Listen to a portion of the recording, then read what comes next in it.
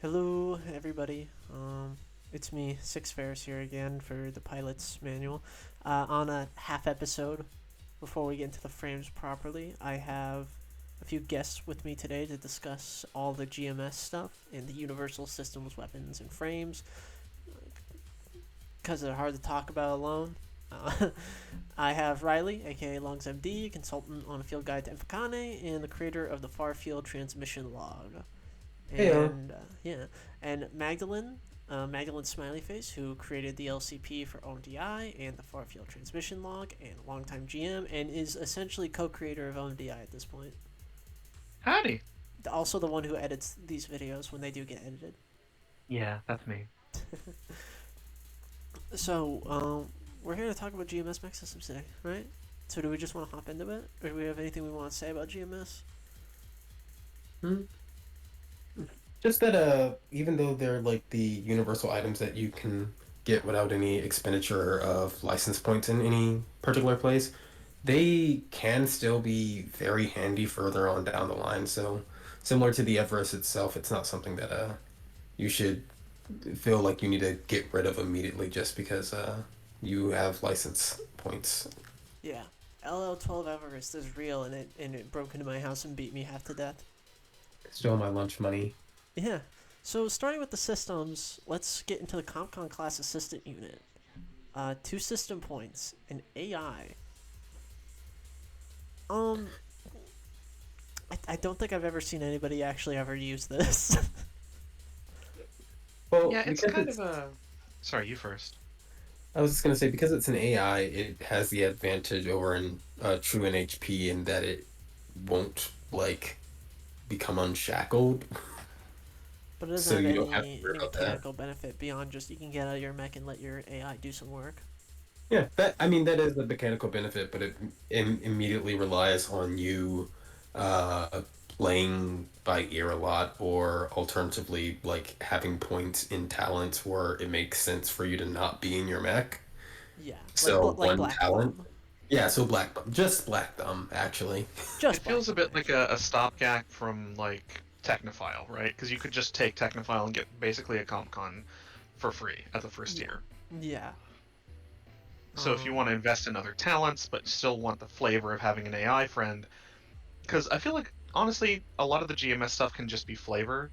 Like expanded compartment has some mechanical benefit, but it's mostly a narrative benefit. I'm getting a little ahead of myself. So Yeah. like Yeah. CompCon's your friend. They're your friend that you can keep around and talk to. They're They're your your little BT. Gabriel. Yeah. Yeah, your Gabriel, your BT, your what have you. Yeah. They're nice to have from a DM perspective for your players to have a Con class assistant unit because it gives you a really good in world reason to be giving tactical advice. But I do it anyway, so neither here nor there. So yeah, two system points makes it cheap as well, even though the enlightened class NHP is just for free. Free, Yeah, which puts it a free but little costs a over. talent, which But means you also it's a can't. talent, and talents Yeah. are quite sparse sometimes, especially towards the lower license levels. Like LL0 putting points into just Technophile 1, that's throwing away a talent sometimes. It's also, in fairness to kind of the structure of Lancer, especially early Lancer, so LL0, the Compound Class Assistant unit is one of the only real ways you can kind of your define your build outside of just being a striker at LL0. Yeah. You can suggest, or in the very least give the hint at that you are a more technical Yeah. character. Yeah. Um yeah, I don't think there's much else to say about that. It's really interesting. I never get to see it used, but if you're somebody who gets if you're one of those 1% of people who play Black Thumb and want to take LL0 license level 1 Black Thumb or tier 1 Black Thumb, CompCon class assistant unit is for you. Custom paint job. I see this on everyone. I see this on fucking everyone. I personally never take it, but as a one system point drop, it is very cheap. It's just kind of feast or famine. It Yeah. either happens or it doesn't. especially if you're just like somebody who has like an extra SP left over that you can't spend on anything else. It's either custom paint job because you don't really care about your HP at the end of the day, or it's personalizations. It's one of those two. Yeah, I mean, I guess that's like the other thing. Custom paint job is potentially really good, depending on the build. Like, if you have no HP, you might like it, and if you have a lot of HP, you also might like it. But if you're Yeah. kind of in the middle, it's kind of like there's probably Uh, something else you can grab. yeah, I think And it's really funny on the Baylor. yeah, and again, I think I point to the flavor of it. You know, like when I first started playing this game and I saw the system custom paint job, I was like, oh, that's fun. So like, and also it for me it gives me fun opportunities to make fun tokens. That's my favorite thing about it. But Yeah, also, it can. I was gonna say it can and will save your bacon. It's more like it can and might save your bacon. it's like a 16% chance, right? Hey, Yeah, I've but been it's in a happened. campaign. I've been in a campaign where someone like always got custom paint job off every session. It was insane. But I've also been in plenty of games where like people have custom paint job and they will keep structuring and custom paint job will look at them like they are dumb. And then there are people who forget they have custom paint job at all, and Never and roll they it. forget to roll it. Yeah, it's really fun with the Hi. Baylor because if you're popping core power, you get to roll 2d6s, you get to roll CPJ, and then you get to roll your other "I don't die now" button. So There's a that essentially doubles your chances of survival. there's a lot of potential interaction with custom paint jobs. So like, it's something that that I see used on like higher LL max, higher LL Yeah, builds in general. there's It's still there just is very a versatile. yeah, there's a really niche IPSN core bonus. I'm forgetting the name of it, but basically it makes it so that if you lose your last structure, no you don't. You just make a structure. You just make like a structure check or something. Yeah, I know the one you're talking about. It's let me check real quick. It's a That's very oh, interesting. I've never seen thing. that IPSN bonus used because it's You're kind of thinking gambling on losing, but you know. Briarios frame, however you say Yeah. it. As long Yes. as your mech has no more than one structure, you gain resistance to all damage. And when it's reduced to 0 HP and 0 to structure, it's not destroyed. You just make a structure damage check each time it takes damage. So yeah, custom paint job would probably proc before that since there's like three other structures to go through. But you know, still, Mhm. that's an interesting interaction where you might be able to save yourself at 1 HP, so that doesn't proc quite yet. The downside of custom paint job, however, is that it is indestructible. Yeah, So I was just about to say that. if you're down to your last system and you structured and you have to lose a system and like it's either a system that you really want to use or custom paint job, I'm sorry, but you're losing the system you really want to use. Yeah, indestructible. Custom, You're just stuck with it. Because you at are first stuck you with think it until it goes indestructible is off. like, oh, that's pretty nice, but no, it just gives you less options when you actually end up structuring. All in all, though, I think it's really good. If you are someone like myself who doesn't like betting on losing, I bet on never getting hit and never having to deal with consequences, so I never take it. But if you're someone who doesn't like necessarily preparing for failure, you probably won't like custom paint job. But if you like the assurance of having something that might save your bacon, then it's really good. Yeah, I take it on my goblin pretty often because goblins have a million system points, so you're gonna have a bunch of leftover system points. So just slap a custom paint job, just slap personalizations, slap a rapid burst jump jet system on it. Fucking put a type 1 flight system. Who gives a shit? You have like 8. You have like fucking 10 SP, right? Plenty of real estate. Yeah, it's free real estate. Take all the GMS shit actually before you even look at the horror systems. Yeah, Eva module. This one's weird because it's almost entirely map dependent. Um, Yeah.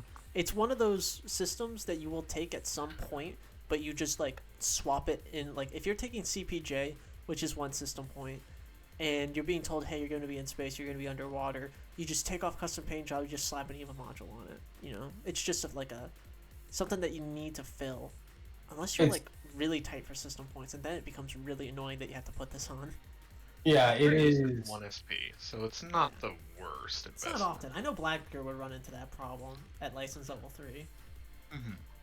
it's definitely like you said a map dependent system where depending on the parameters of your build, if you already have like free space, it's just fine grabbing it, and if you don't have free space, it can kind of wreck everything that you were planning. But it is your number one option, the cheapest way to not have to deal with being slowed while you are underwater or in space. So Sometimes mechs don't even give a shit about that. I played with a White Witch who didn't have an EVA module in space for a session with Trey, and that motherfucker just had like 7 speed. And I was playing with puppet systems, so Was that me? no, it Really? was it was a newer player, I believe, but it Oh, still yeah. just got around, just didn't give a shit. They also had pink karate, so yeah, Yeah. there's a lot Oh, of you ways to know, get around it if you don't want it. There's there also is also the Spaceborne. Spacer. Yeah, Yeah, Spaceborne. I don't think Pancrati actually can go off if you are slowed, just because it does count as extra movement, and slowed is any extra movement. Uh, That's any true.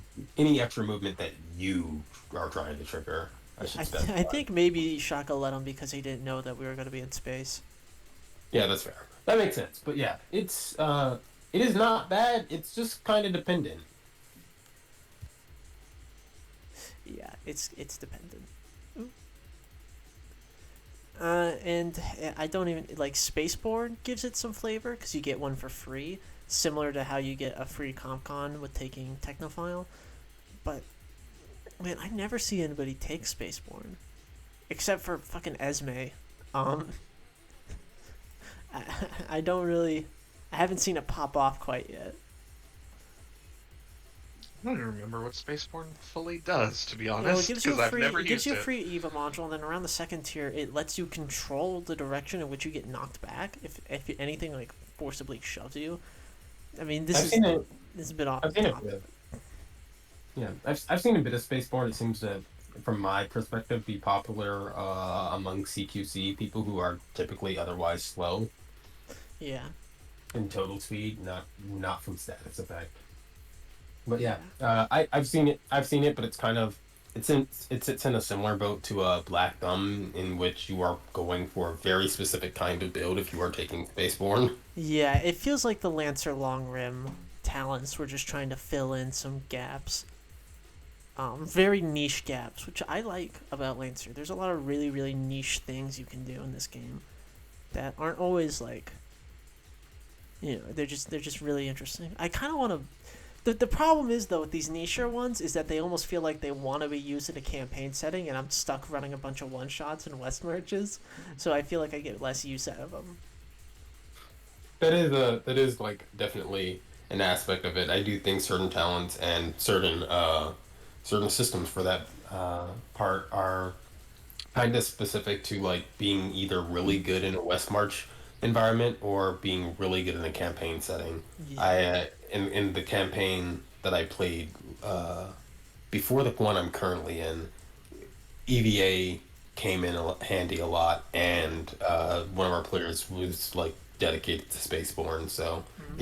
it made sense for the setting. Yeah. I mean, we can talk about the king of fucking West Marches, Nuke Cav. I don't think I've ever seen a striker build without Nuke Cav on a West March game. A little besides the point, though. Yeah. Expanded compartment. Expanded That's on. compartment.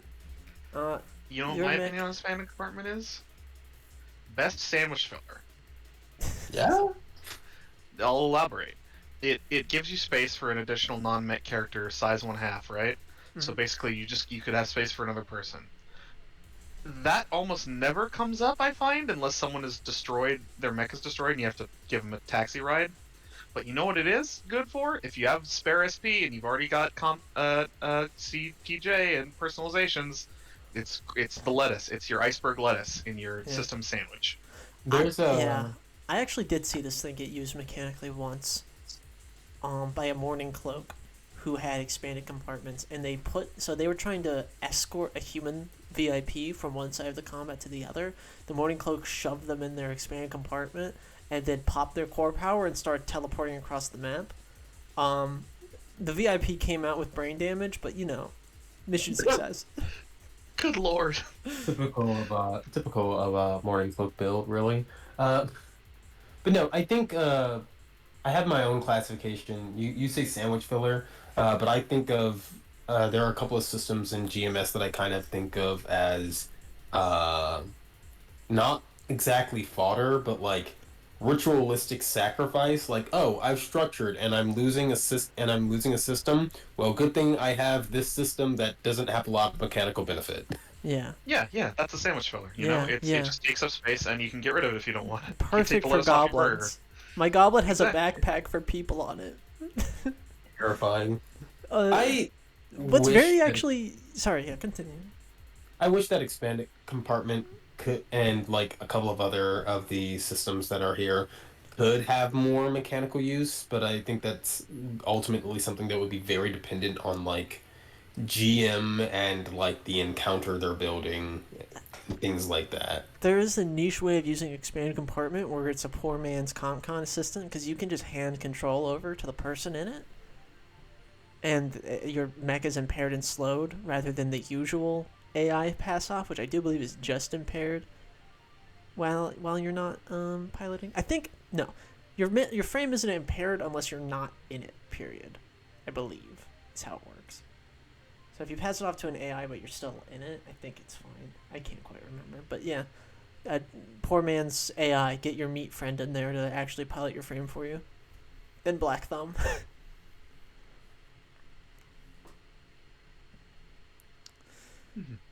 I don't Yeah. think there's a lot else to say about expanded compartment. So manipulators. Manipulators. Girl boss. This is the tomato and the sandwich filler. Yeah, Yeah, it's more there's sandwich filler.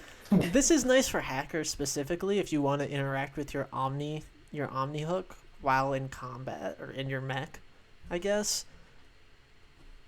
So Again, again, it is kind of specific in that capacity of like it doesn't have a lot of mechanical benefit unless your GM is running a particular encounter where like you would otherwise have to get out of your mech. So manipulators would allow you to stay in your mech to mhm. manipulate whatever is pilot size, but otherwise it is something that you kind of just take in case you structure and lose a system. Yeah, yeah. If there's a mission in which there's like a door that you'd have to open with like a pilot-sized little fucking hand pad, you can just use the manipulators. Um, Additionally, like I said before, you could, in cases, perhaps get a bonus from a trigger by using an item with it, because your pilot items are something that you could be using with manipulators. Um, It's definitely like the yeah. more interesting of the two sandwich fillers we've talked about so far. Yeah, there's a lot of really really weird.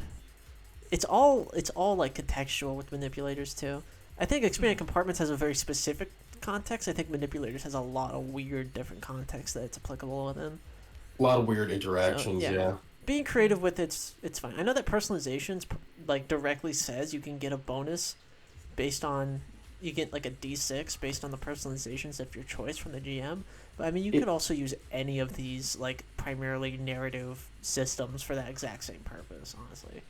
yeah, I also feel like I have rarely gotten the benefit of, and this is jumping the gun a little bit, but I've rarely gotten the benefit of like that D6 from personalizations, and I'm more likely to get it out of manipulators because like, and this is a matter of like GM style, where Mm-hmm. like most GMs, if you're like, yeah, I put a piece of pilot gear in my mech's manipulators, they can't tell you that you can't do that because manipulators very clearly say that you can.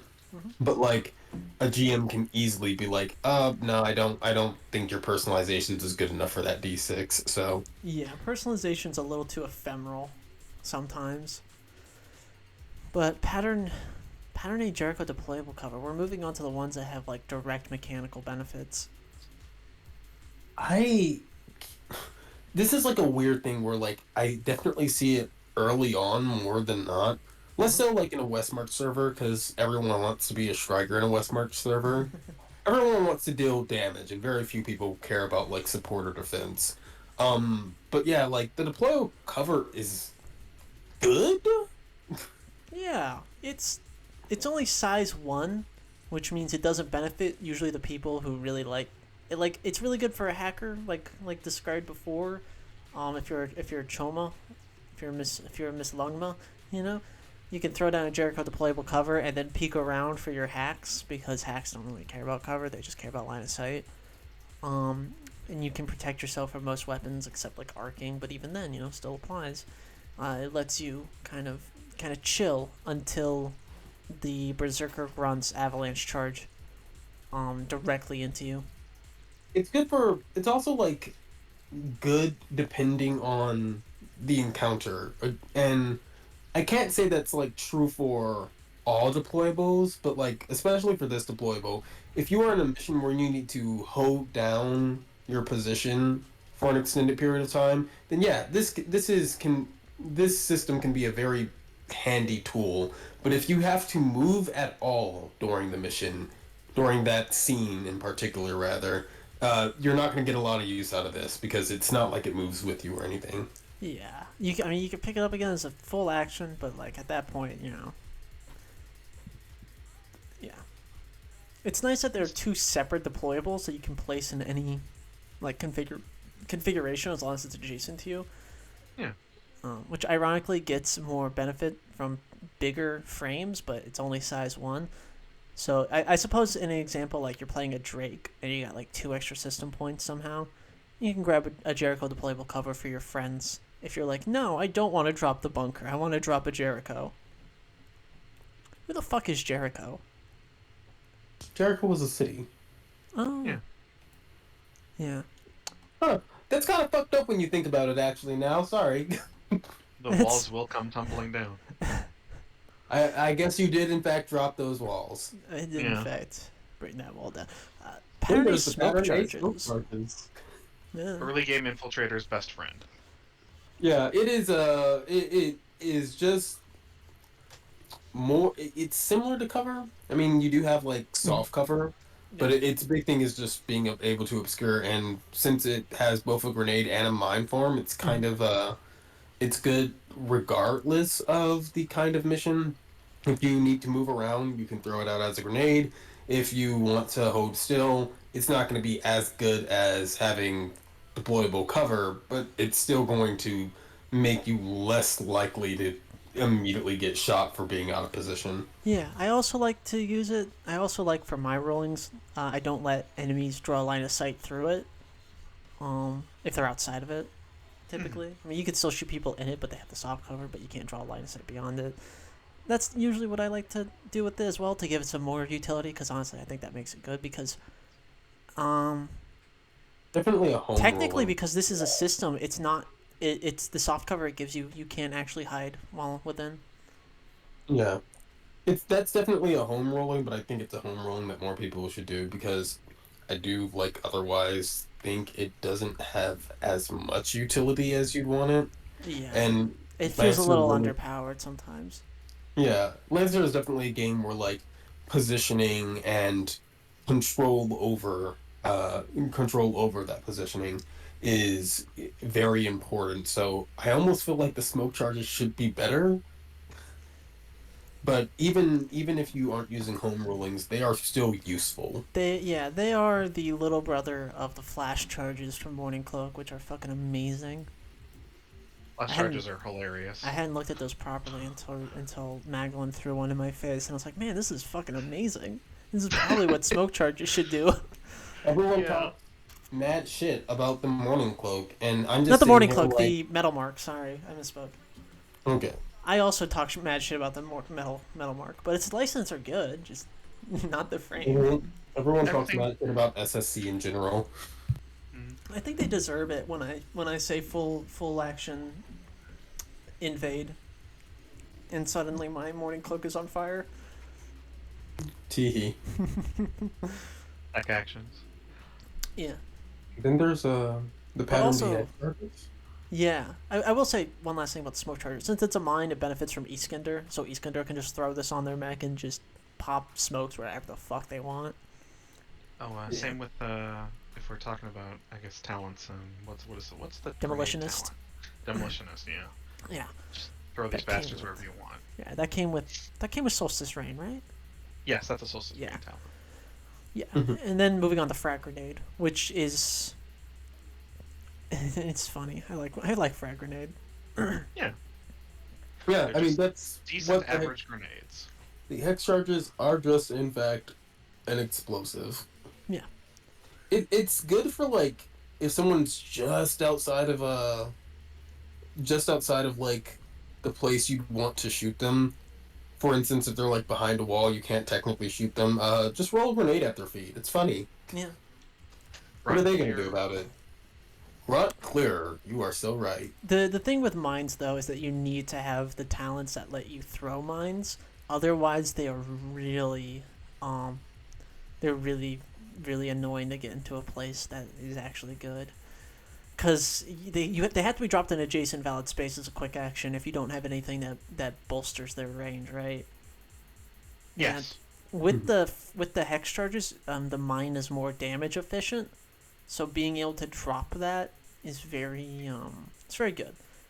Honestly, I attribute the weakness of mines to how a lot of GMs run like holdout missions. If, as example, if for a holdout mission you were able to have like a round or two where you were able to set up, I think mines would have a lot more use. But instead, because holdout missions are kind of treated almost like normal missions, except for you aren't trying to go anywhere, it ends up being a weird thing where like you have to try to set up a mine in the middle of a fight, and also Yeah, like the other thing that makes mines weak are that your GM is supposed to effectively not acknowledge the mine. Like enemies aren't supposed to know where your mines are.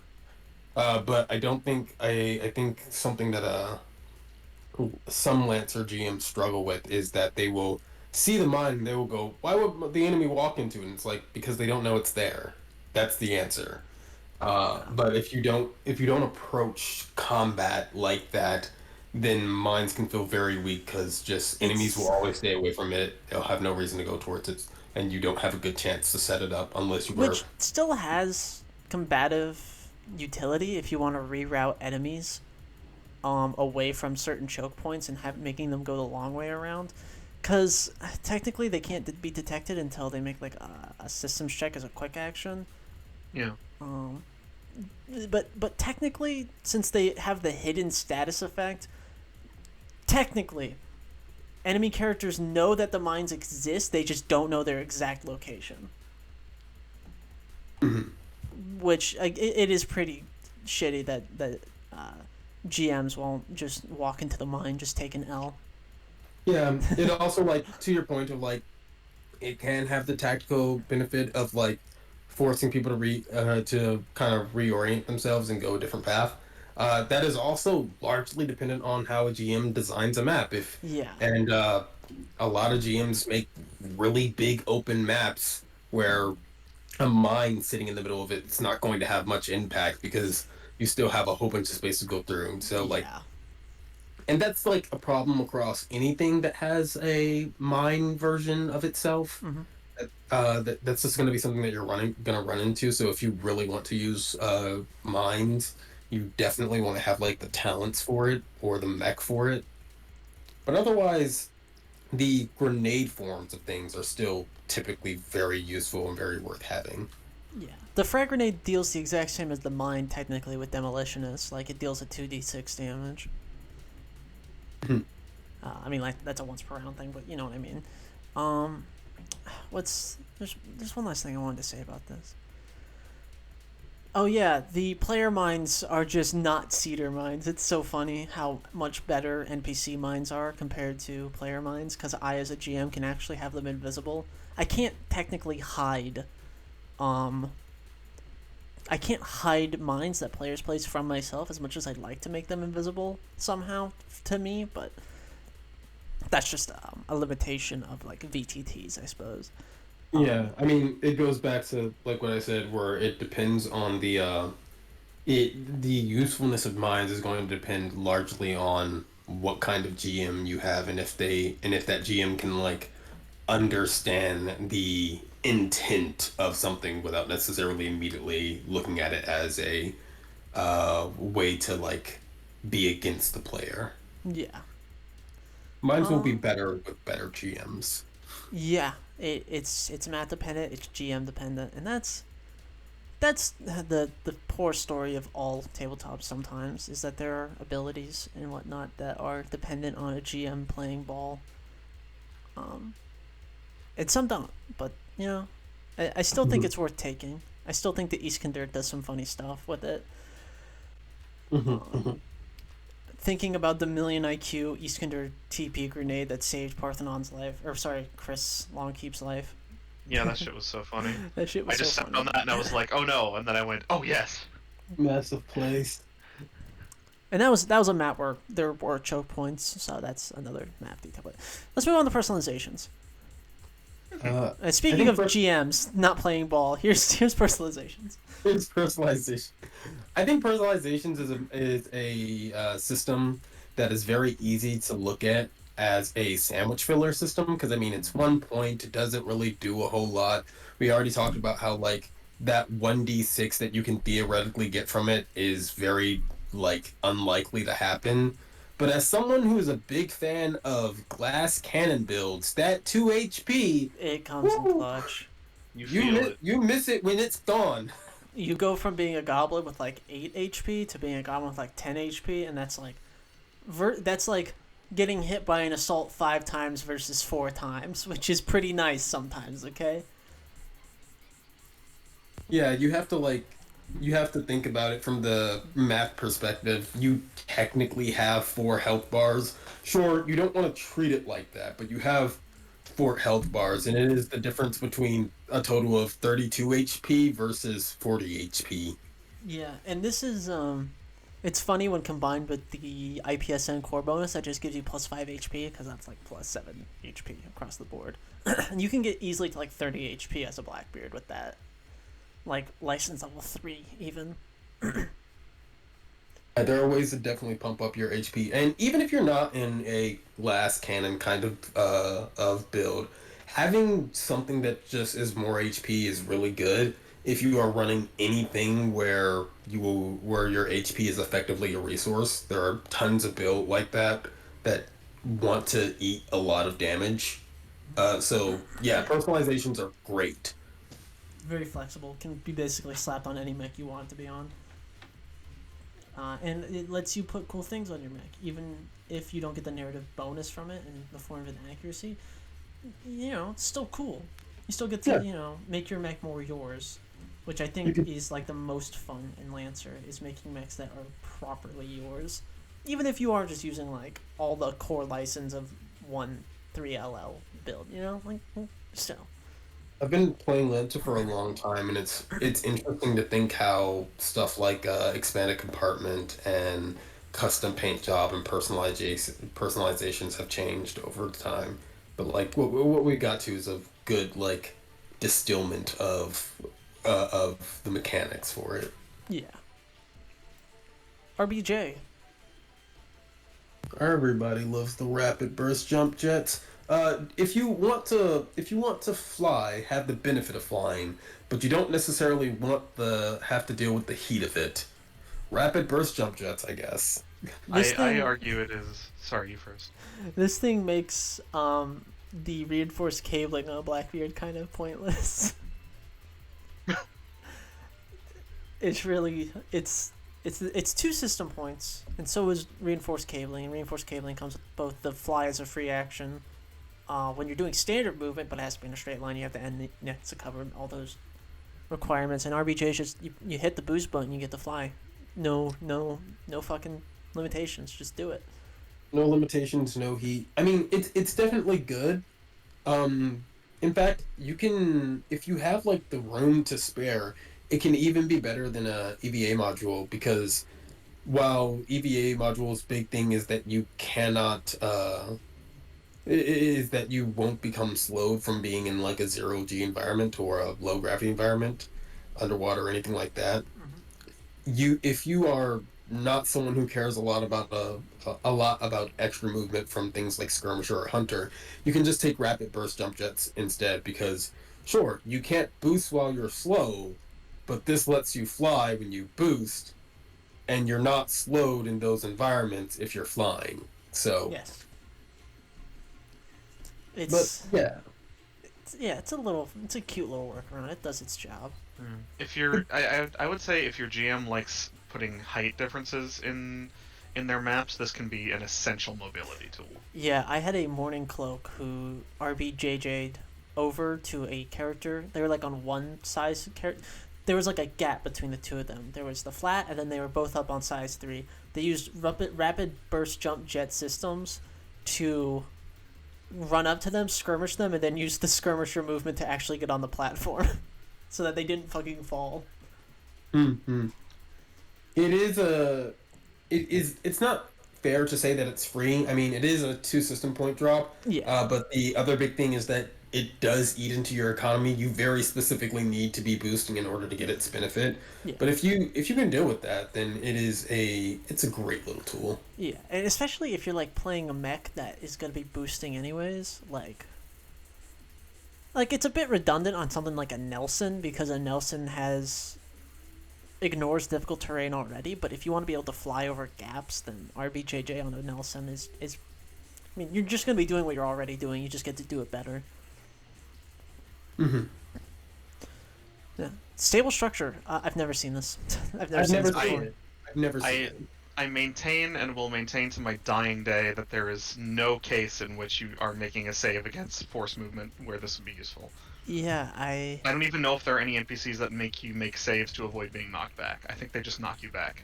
It's a yeah, like that's the problem. It doesn't actually click with how most NPCs work.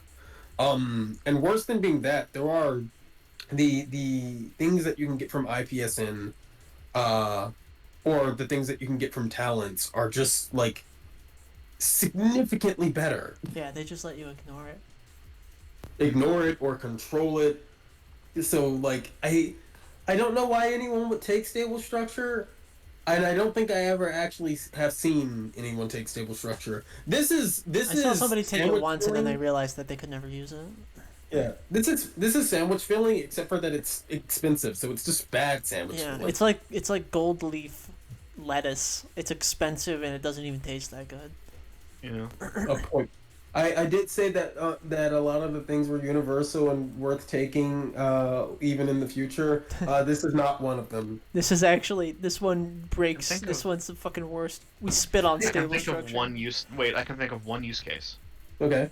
There's a lot of assassins around, and assassins make you make saves or get knocked back and prone. This is the only NPC I can think of off the top of my head that does this. Powerful. So if there are lots of assassins that are doing spin kicks and like leaps at you, Unfortunately, you don't really Maybe? know when assassins are coming to kill you. yeah, you don't know.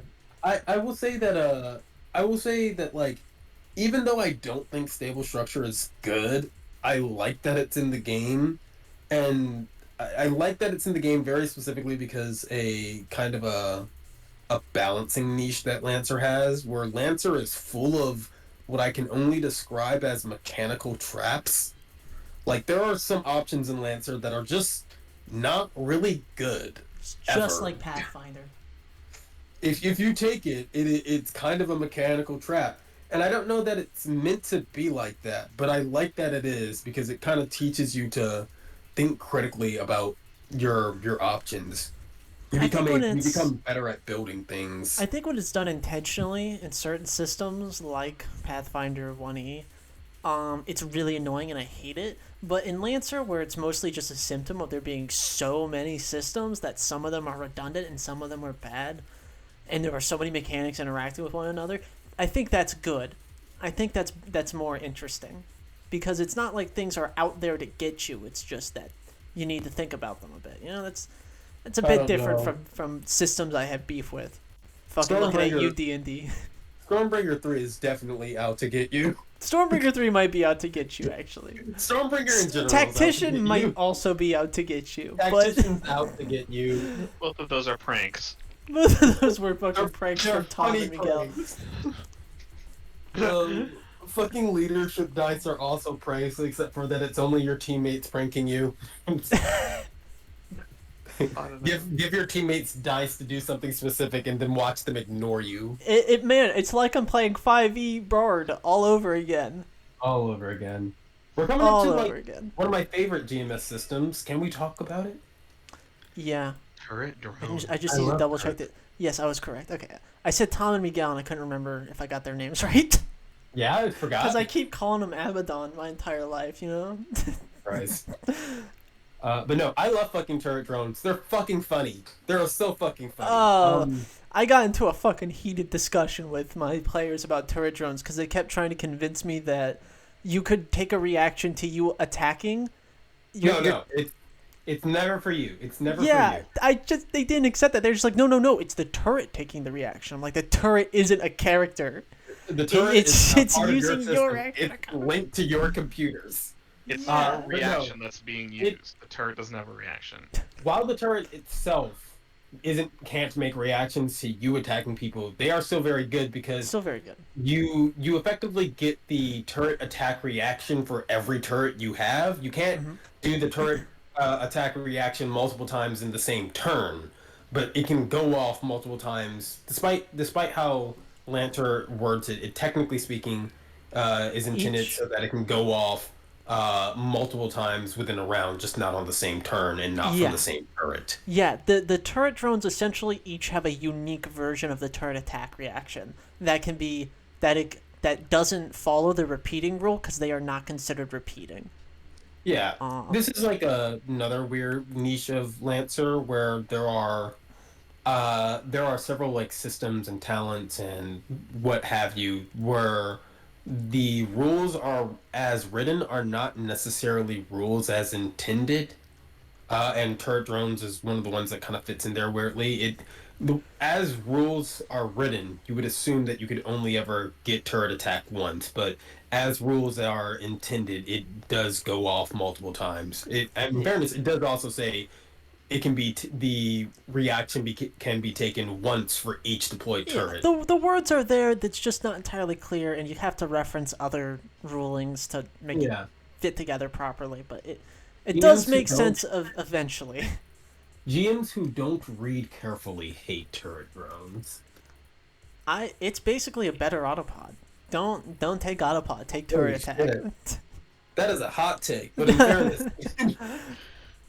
But no, turret drones are great. I love them. It's especially great at lower license levels where you can use it to pump up your damage a little bit further.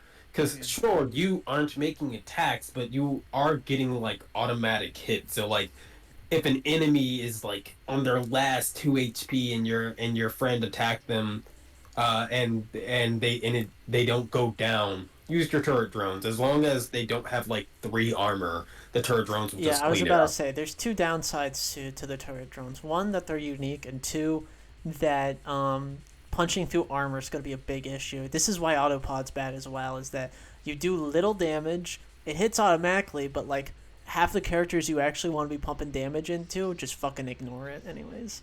This is why OP Cow autopod is a thing. Hey, don't say those words to me ever fucking again.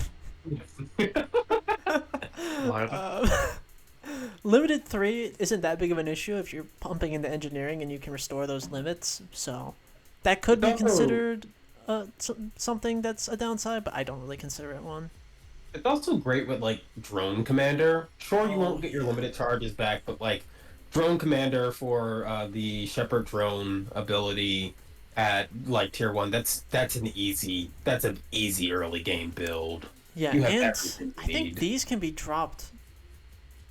Yeah, they get dropped within sensors and line of sight. You can put these like fucking anywhere, and then you can continue to move them with Shepherd drone. Like, turret drones are fucking mobile. They can attack from a lot of angles. It's very difficult to not get hit by a turret drone sometimes. Yeah, I've had multiple important characters get killed by turret drones. Boss characters that I wanted to go down dramatically. Nope, turret drone. Turret drone just lit them up. And they die.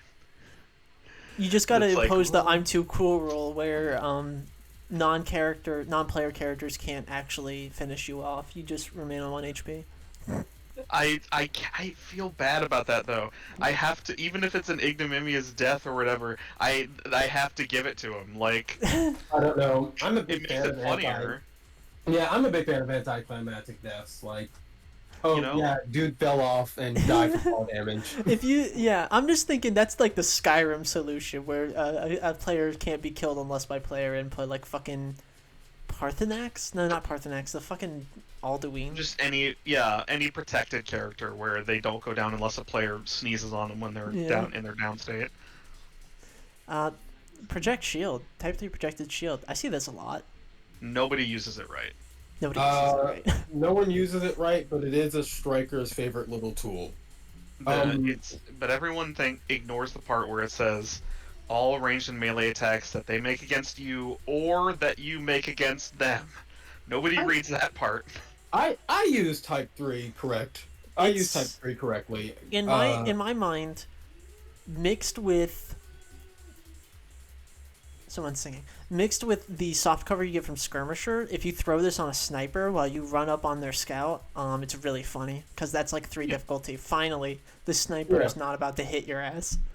It's not good for any kind of well, not any kind, but it's not good for tech controllers against them because it's only really for weapon attacks. Yeah. Because it's melee or range. Yeah, so you should be using this to throw this on the like assaults and the snipers and the other like marshals, call them marshal class NPCs that are Yeah. going to be shooting you, and then just go hard on the hackers like the mirages, the fucking Yeah. scouts, the witches, the Your close priests. range, it's good for your close range slash. It's good for close range strikers too, very specifically, just because like, if you want soft cover, melee does not give a shit about soft cover. It doesn't actually even care about hard cover, depending on the Yeah. orientation. So like, this is really good for an enemy who's gotten up in your face, who you can't or don't want to deal with. It's really good for a mid range striker, so basically an assault who's spraying you down with lead. It's even good against artillery to a degree. Um, Mhm. I mean, they have to be in line of sight. So unless that bombard is standing out in the open, you won't be able to deal anything against them. But still, it is a good tool to give you some added protection without necessarily forcing you to get that protection from being in a advantageous position. There is the downside that there are some characters who would be using projected shield who actually don't take heat very well, and that heat oneself could build up quickly. But also, it's just one heat. And if you're a Yeah, new well, cat, granted. that can push you towards where you need to be, like in a pretty like. I've seen people just use projected shield at the beginning of their turn just to take on heat. That's what my Sherman was doing. That's what I do with my glass cannon nuke cav morning cloak. It is a good way to just give yourself heat, and if you can target someone in specific with it, it is a good way to give yourself a little bit of extra protection from that particular enemy. Yeah, it's like redirecting your fucking shield. The what's the Evangelion shield? AT field? Yeah, Yeah, it's your own personal little ATE field. That's how I like to think about it. I do imagine it as like fucking hexagon. So Yeah. Type 1 flight system. Speaking of taking heat, speaking of taking a lot of fucking heat, we have the most expensive GMS system here, the Type 1 flight system. I wish flying was good. I wish flying was good. This is why we make the things we do. The reason why Type Yeah. 1 flight system is good is because if your name is 7 and you play heat tanks, Type 1 flight system's a really good way to gain a lot of heat really quickly so that you, while flying at height 6, being like size 3, can hit me for like 36 damage across the map. Enjoy fucking for heat a turn though. I mean, And siege and listen, 7 does. 7 does enjoy that 4 heat a turn. 7 loves that 4 heat a turn. Seven's nasty. nasty for the 4 heat. All jokes aside, while flight systems are like expensive and it does do a lot of heat potentially, it is good if you want consistent flight, because consistent flight means that you don't need to take an EVA module. It also means that unlike rapid burst jump jets, you aren't chewing into your economy, your turn economy. So it's good for those regards. And But like flight can be useful, but similar to what Maddie said, I don't actually think Flight and Lancer is that good. I think certain GMs will complain about it. But like the primary benefit you're getting out of Flight is not having to worry about things on the ground and not necessarily having to worry about how you transverse the map. but But the there's like a immediate lot. downside. There's a lot of counters to flight. One, you have no cover up in the sky unless you take Exactly. like Ace. I guess I think Ace provides top No, cover. Ace Nope, does not provide soft cover. You are Ace doesn't provide thinking shit. of you're thinking of something that is in my It's completely LCP. homebrew, actually. Yeah, my bad. Yeah. Yeah. But no, Um, you don't have any cover, and if because if there's an engineer, if yeah, if, if there's a if any, fucking sentinel, if not anything sentinel. This is immobilizes you, cataphracts. if anything immobilizes you, you fall, Goodbye. which means you're taking non-reducible damage.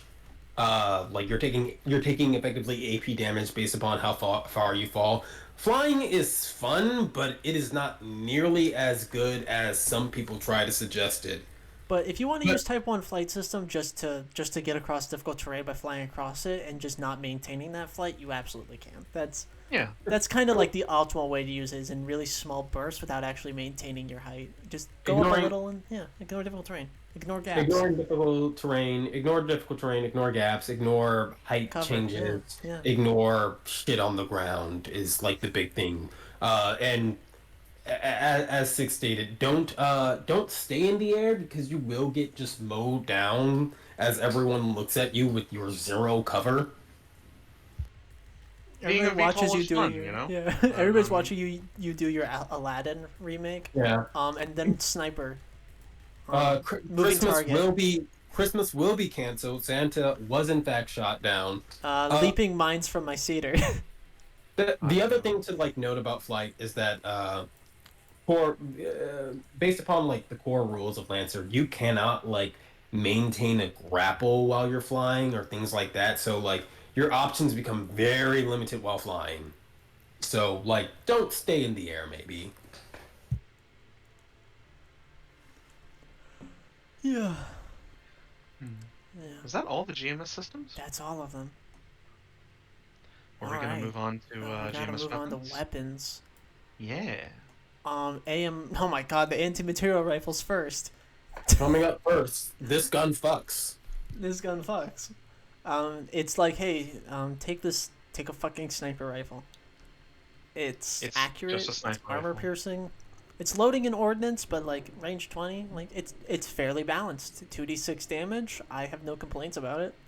If you're a sniper, this is your friend. Even early on, even late game. If you're a Raleigh and you want to do sniping stuff, this is your best friend. Yeah. I have been at the end of a wallflower campaign with someone still rocking the anti-map because it's just good.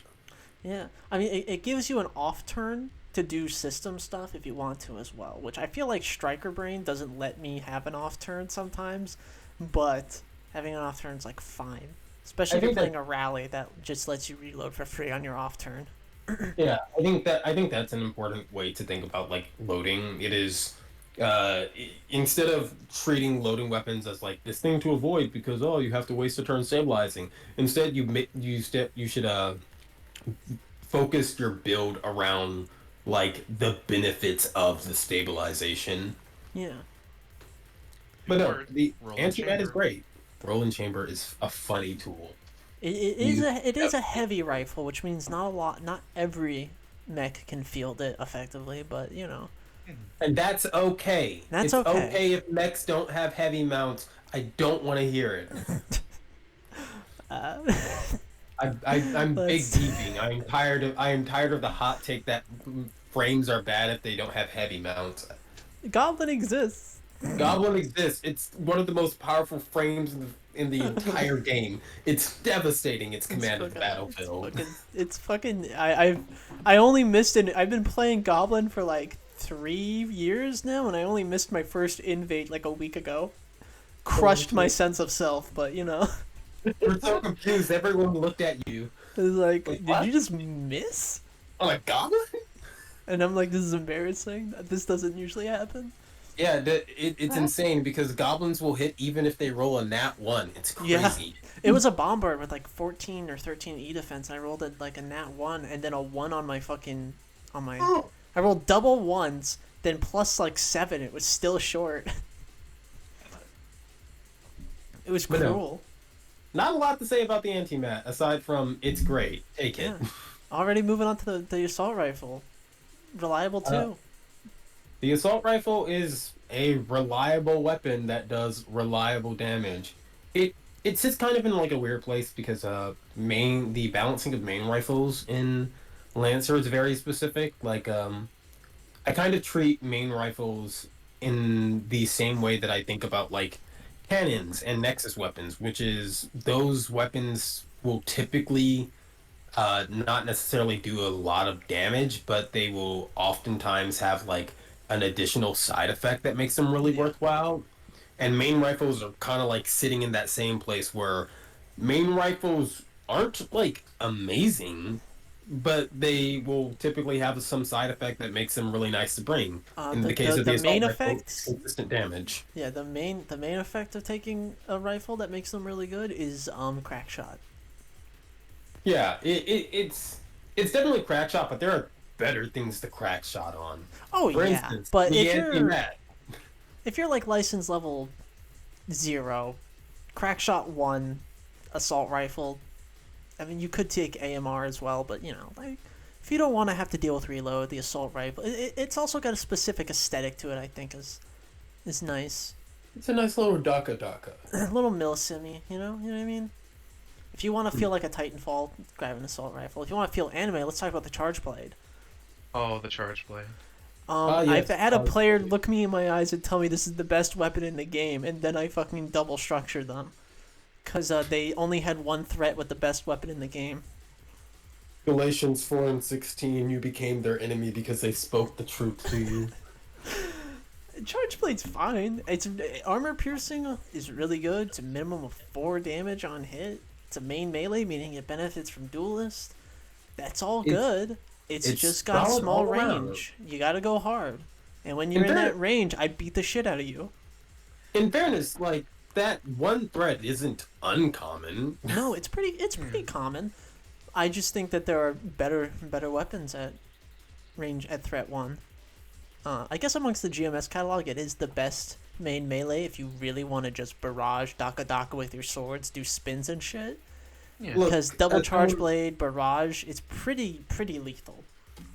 As someone who does a lot of glass cannon builds, I can say that like charge blade is something that I've grabbed even at being like LL8 with a morning cloak because like if you want AP and a pretty chunk of damage, it's good. Yeah, it's good.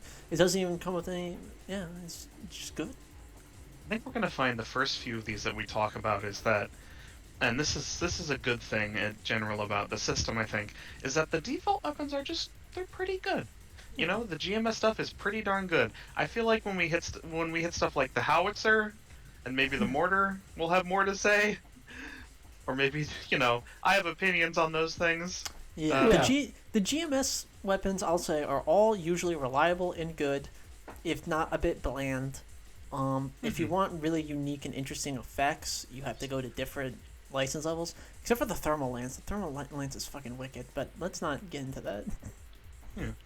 Cyclone pulse rifle. We are gonna Cyclone get into pulse the Cyclone rifle. pulse rifle. The GMS super heavy. Weapon of Terrifying choice weapon. for saggies everywhere. If again, this is another one where if you're a Raleigh and you want to put some rolling chamber on something, put it on a Cyclone pulse rifle. Do Put on the something cyclone pulse really rifle. Grab crack shot. If you thought the anti-mat was good, this is the anti-mat's big brother with slightly less range, but hasn't missed a mill since 1989. Yeah, it's fucking 3d6 plus 3 damage. I'm pretty sure this is what 7 runs with their nuke cav fly around build. Is a CPR barrage into my heart and into my soul and deal like 20 damage. Anti-mat was a minimum of 4 damage. This is a minimum of 6 damage, but It's not AP. much higher potential. It's not AP though. The Reliable. reliable 5 is ironic because its minimum damage is 6. Yeah, it does kind of seem it does kind of seem interesting, but the thing that has to be remembered with reliable is that reliable will deal damage even if you miss. So Yeah, you are yeah, trading out your AP with the idea that even if this gun doesn't hit someone, just the destructive force of its shot moving through the air is enough to tear people a new one. yeah. It's fun. I've been looking at more and more reliable weapons. I've been noticing a lot that there are a lot of weapons that reliable. Essentially, if you roll below it, you still get it. But there are a lot of weapons where you can't roll below they're reliable. Like I think the Leviathan assault cannon's the same, and the nanocarbon is the same. It's like got a reliable 3 and a minimum damage of like 5 or 6. Yeah, CPR. They're gonna need CPR after you hit them with this. It's similar to CPR because you do compress the chest. So much A with the little homemade too in it. hard. A little too hard. You just You punch know. straight through. Uh, heavy Heavy charge blade. charge blade? I actually don't like the heavy charge blade. Really? I don't think it's good. I think like for a you are effectively just getting a slightly higher damage potential. You are getting a higher damage potential than the normal charge blade, but you are not getting a higher base damage. It still does AP and it still has threat 1, but now it's heavy. Like it I think it is too expensive for what you get out of it. And what you're getting out of it is just slightly higher potential damage. You also get executioner talents from it, meaning you can swing it more. That's something to keep You do considering. also get armor piercing regardless. Like given the choice, I will always take this over like the whatever the what is the Heavy GMS melee the weapon? heavy melee weapon? I'll always Yeah. take it over a heavy melee weapon Yeah. if I if mean, I have to choose. yeah, it's better than it is better than the heavy melee weapon, but I don't think it's a great heavy weapon. Yeah. But that's my personal take. I know that there are people who really like the heavy charge blade. I'm just not one of them. I'm starting an Everest striker of some melee fashion. I if I'm LL0, I will almost always bring a heavy charge blade Yeah, just because. I just also think executioner is fucking cracked, and I think heavy charge blade, like duelist, is nice to benefit from for charge blade, but I think executioner is honestly better sometimes, because you just keep fucking swinging. The joke is that even when I miss, I hit. Yeah, it's fucking mean. Though it doesn't, it does have that problem with being only threat 1, so you need to be next to multiple characters if you want to actually pop off your fucking cleaves and your Yeah, back swings and whatnot. But Mhm. that's I think that's why I don't like it. I wish like if I'm already going to get if I'm already going to expend a heavy amount to take this, I wish it had like I wish it was threat 2. yeah, But like maybe that would make it too good. I can't really say. I don't know that I don't know that potentially 3 more damage is worth the heavy mount, even if you are benefiting from like the talents. But that's just me. I yeah. also like you have to take with a grain of salt that I'm also like someone who very much so is a big enjoyer of fast mechs with no Yeah, health you're that you're an hit agility 1 billion fiend. times. I'm an agility fiend. I think People I, look th- at me and I go all agility, and they look at me like I'm crazy. I think the only person here we don't have represented in the fiend department is engineering, and we have mentioned Seven several times. So in spirit, Seven has championed for engineering. Haha, joke's on you. When I'm not playing agility, I'm playing engineering because I can't understand hacking. I'm too dumb. I love taking 5 systems on Goblin, even if it's redundant. No, boy. I want to put everything on my mech. My Goblin looks like a fucking backpack. Just looks like a fucking scout's bag when it does its symbiosis. It's like a gross multi-tool. There's just a whole Yeah, bunch of shit sticking out of it. yeah. Heavy machine gun. Heavy machine gun. Heavy I machine like the gun. heavy machine gun. It's hard not to like a heavy a 2d6+4, you know, but Yeah. it's got There's a that lot of- inaccurate on it, but it's so easy to mitigate.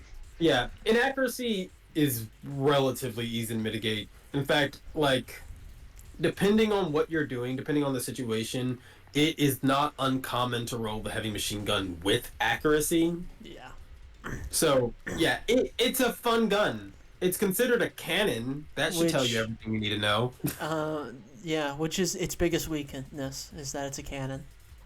Because the talent tree it benefits from is siege specialist, and siege specialist is like whatever.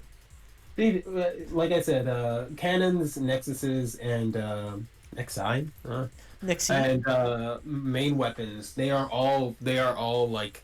Well, in fairness, main weapons don't have their own specific. Main rifles don't have their own specific talent in Yeah, base. they just also Uh, benefit from crack shot. yeah, kind of. But yeah, like otherwise, they are. It is a classification of weapons where what you are really getting out of the weapon is what it does aside from its damage. But in the case of the heavy machine gun, no, the joke is actually what you're getting out of it is its damage. Yeah. Hmm. What you get out And of it is 2d6 plus 4, which is this even better damage than the heavy melee weapon. it's a frankly delicious amount of damage to get out of a heavy mount, even at LL0. And Oh, even at LL0, there are so many ways. You just lock on, you turn on your core power, you're firing this thing with 1 accuracy, you're melting basically anything you're facing at LL0. fire at a free action and then skirmish with it just so you can really lay in. If you Exactly. need more DACA, here you go. You got Yeah. it. I've drawn the Cerberus with an HMG before. Sounds like a bad I've seen time. it. Yeah, I love that drawing. That drawing is very Daka. Heavy melee weapon. Heavy melee weapon. I don't get the point of this one. It It just fills the slot, honestly. it has more. It's weird because its baseline damage, its minimum possible damage is 3, which is not great for a heavy mount. Its high potential damage, like its full maximum potential damage, is 13, and this is assuming that you or wait, yeah, 13 because this is assuming that you rolled 2 6s plus you get that +1, which is like it's not bad damage. It's just this thing isn't It's particularly impressive. yeah, it's average damage is closer to like 7, reduced by I resistances, reduced by yeah. armor, deals like 3 or 4 damage. The reason I say I always take the heavy charge blade over this is because, and it's just because armor piercing. It's literally armor piercing is so useful compared to like sure I could do a little bit more damage, but if I'm doing that bit of damage and it's ignoring your I don't know Bastion's 3 armor, then I'm happy, you know. I worked very Yeah, hard to field that armor bastion. armor piercing is so good because armor piercing isn't just like a oh you ignore one armor or so on and so forth. It doesn't have any tiers. It is just straight up you ignore all the armor that's there, Yeah. which makes AP really good. I don't want to say the heavy melee Ubiquitously good. weapon. I don't want to say the heavy melee weapon is bad because it does give it a very unique thing where like you can almost kind of see it like a shotgun, only it's a melee weapon where if someone has armor, the heavy melee weapon is not going to do much against them. But against bare flesh, yeah, they're gone if you hit them. You know, rip and tear. Rip You and know, tear. you said something, and that just reminded me of something I've thought about staring at the ceiling at night. Is I wish armor piercing was like armor piercing X, 1 through 3. You know? Play my games more. But yeah. Okay. Howitzer. But no. Now we have things to talk about. We have heavy This cannon, 20 range, blast 2 on hit. It does 2d6. It's impressive. It has arcing. It's ordnance, loading, and accurate. I I don't like kind the of feel like howitzer. I feel like it has too many downsides, to be honest. I Yeah. feel like if you this is a GMS weapon like this shouldn't demand that you build around it so much in order to actually make use of it. This is a I machine designed to miss your target. Yeah. I know I know we talked about like this weapon like inaccurate not being actually a big deal because you can mitigate it, It's but like actually I a big said, I deal on think this. it's a big deal on the howitzer because the howitzer has other finger quote negatives that you have to worry about. Arcing means it can hit people even if they're like technically behind cover, but you still have to deal with the difficulty from them being So in the the cover. the average howitzer roll looks like 1d20 minus 3d6. Inaccurate, yeah. The inaccurate makes it even harder to hit. Loading means that you can't even shoot it every turn. Ordnance means that you have to shoot it at the beginning of your turn before you do anything. It's too many downsides. It feels like it should lose like one of its bottom three. It needs to lose either inaccurate loading or ordnance because Technically, since it's a blast, I think it can still ignore cover to an extent. it can ignore cover to an extent if you blast behind the cover and then the blast zone hits the person. And Blast 2 is from pretty that. respectable, but it just It is hard to use. It is hard to annoyingly hard to use, and even though 2d6 is a pretty penny of damage, it's not AP, and it also doesn't have like any level of it doesn't have any level of like assurance for its damage floor. So you could just go through all the work of setting up the perfect howitzer shot where you're not worried about the inaccurate. You've mitigated the inaccurate and you're not worried about the difficulty from shooting someone with an arcing weapon because they're still in cover or whatever. But you end up, after all that, you end up like rolling 2 1s and you dealt 2 damage. And if they have armor, then you dealt potentially no damage. yeah. I don't know. I almost feel like explosive weapons in Lancer should have reliable more often than not. Yeah. Because like it's an explosion. How fucking did you not explosion. get touched? How did you fucking avoid that, you bastard? Explosion Okay. perfectly shaped a mech-shaped hole around them. I mean, I guess in the actual narrative it would be just that they were able to shield themselves from it without Yeah. because they're made out of metal. Yeah. They got hit with nothing but the fire blast, which did like jack shit to them. So who cares? But I like, feel like explosions, you either die or you don't. Speaking of, you mentioned explosive damage types. I really don't know why this game has damage types sometimes. There are resistances, but there's not enough for me ever to remember it ever mattering, except for like a manticore. There are some NPC traits that are dependent on resistances to types of damage and resistances, or taking more damage from a type of damage, or there's specifically a trait for exotics and biologicals that is affected by energy damage. You know. Yeah. But also, at the end There of the day, a are lot of some damage things types that are justify flavor. it, but like it feels like on the player side, it's almost never important. Mhm. It's just something you completely forget sometimes. Same way I feel about 5e damage types sometimes. well, 5e has it worse because They have like fucking 80 damage types. hey, like I remember someone did like the breakdown of all the most resisted damage types, and it's like, oh yeah, that poison spray spell that you got that you really like. Guess what? By the time you hit level 5, almost every enemy you deal with is going to have resistance to poison. Yeah, poison's a bad rap. It's a bad. Yeah. In fairness, Lancer is not nearly that bad. Your damage is generally going to be effective against most targets, save for like a few. Yeah, But, damage yeah. damage type is usually not as important as tags, usually. It gets resisted, or it doesn't. Is generally how it goes in Lancer. Yeah. And there are plenty of characters who just resist any type of damage, like fucking Yeah, Mhm. that's what I'm saying. point defense shield, fucking berserkers, yeah. Missile rack.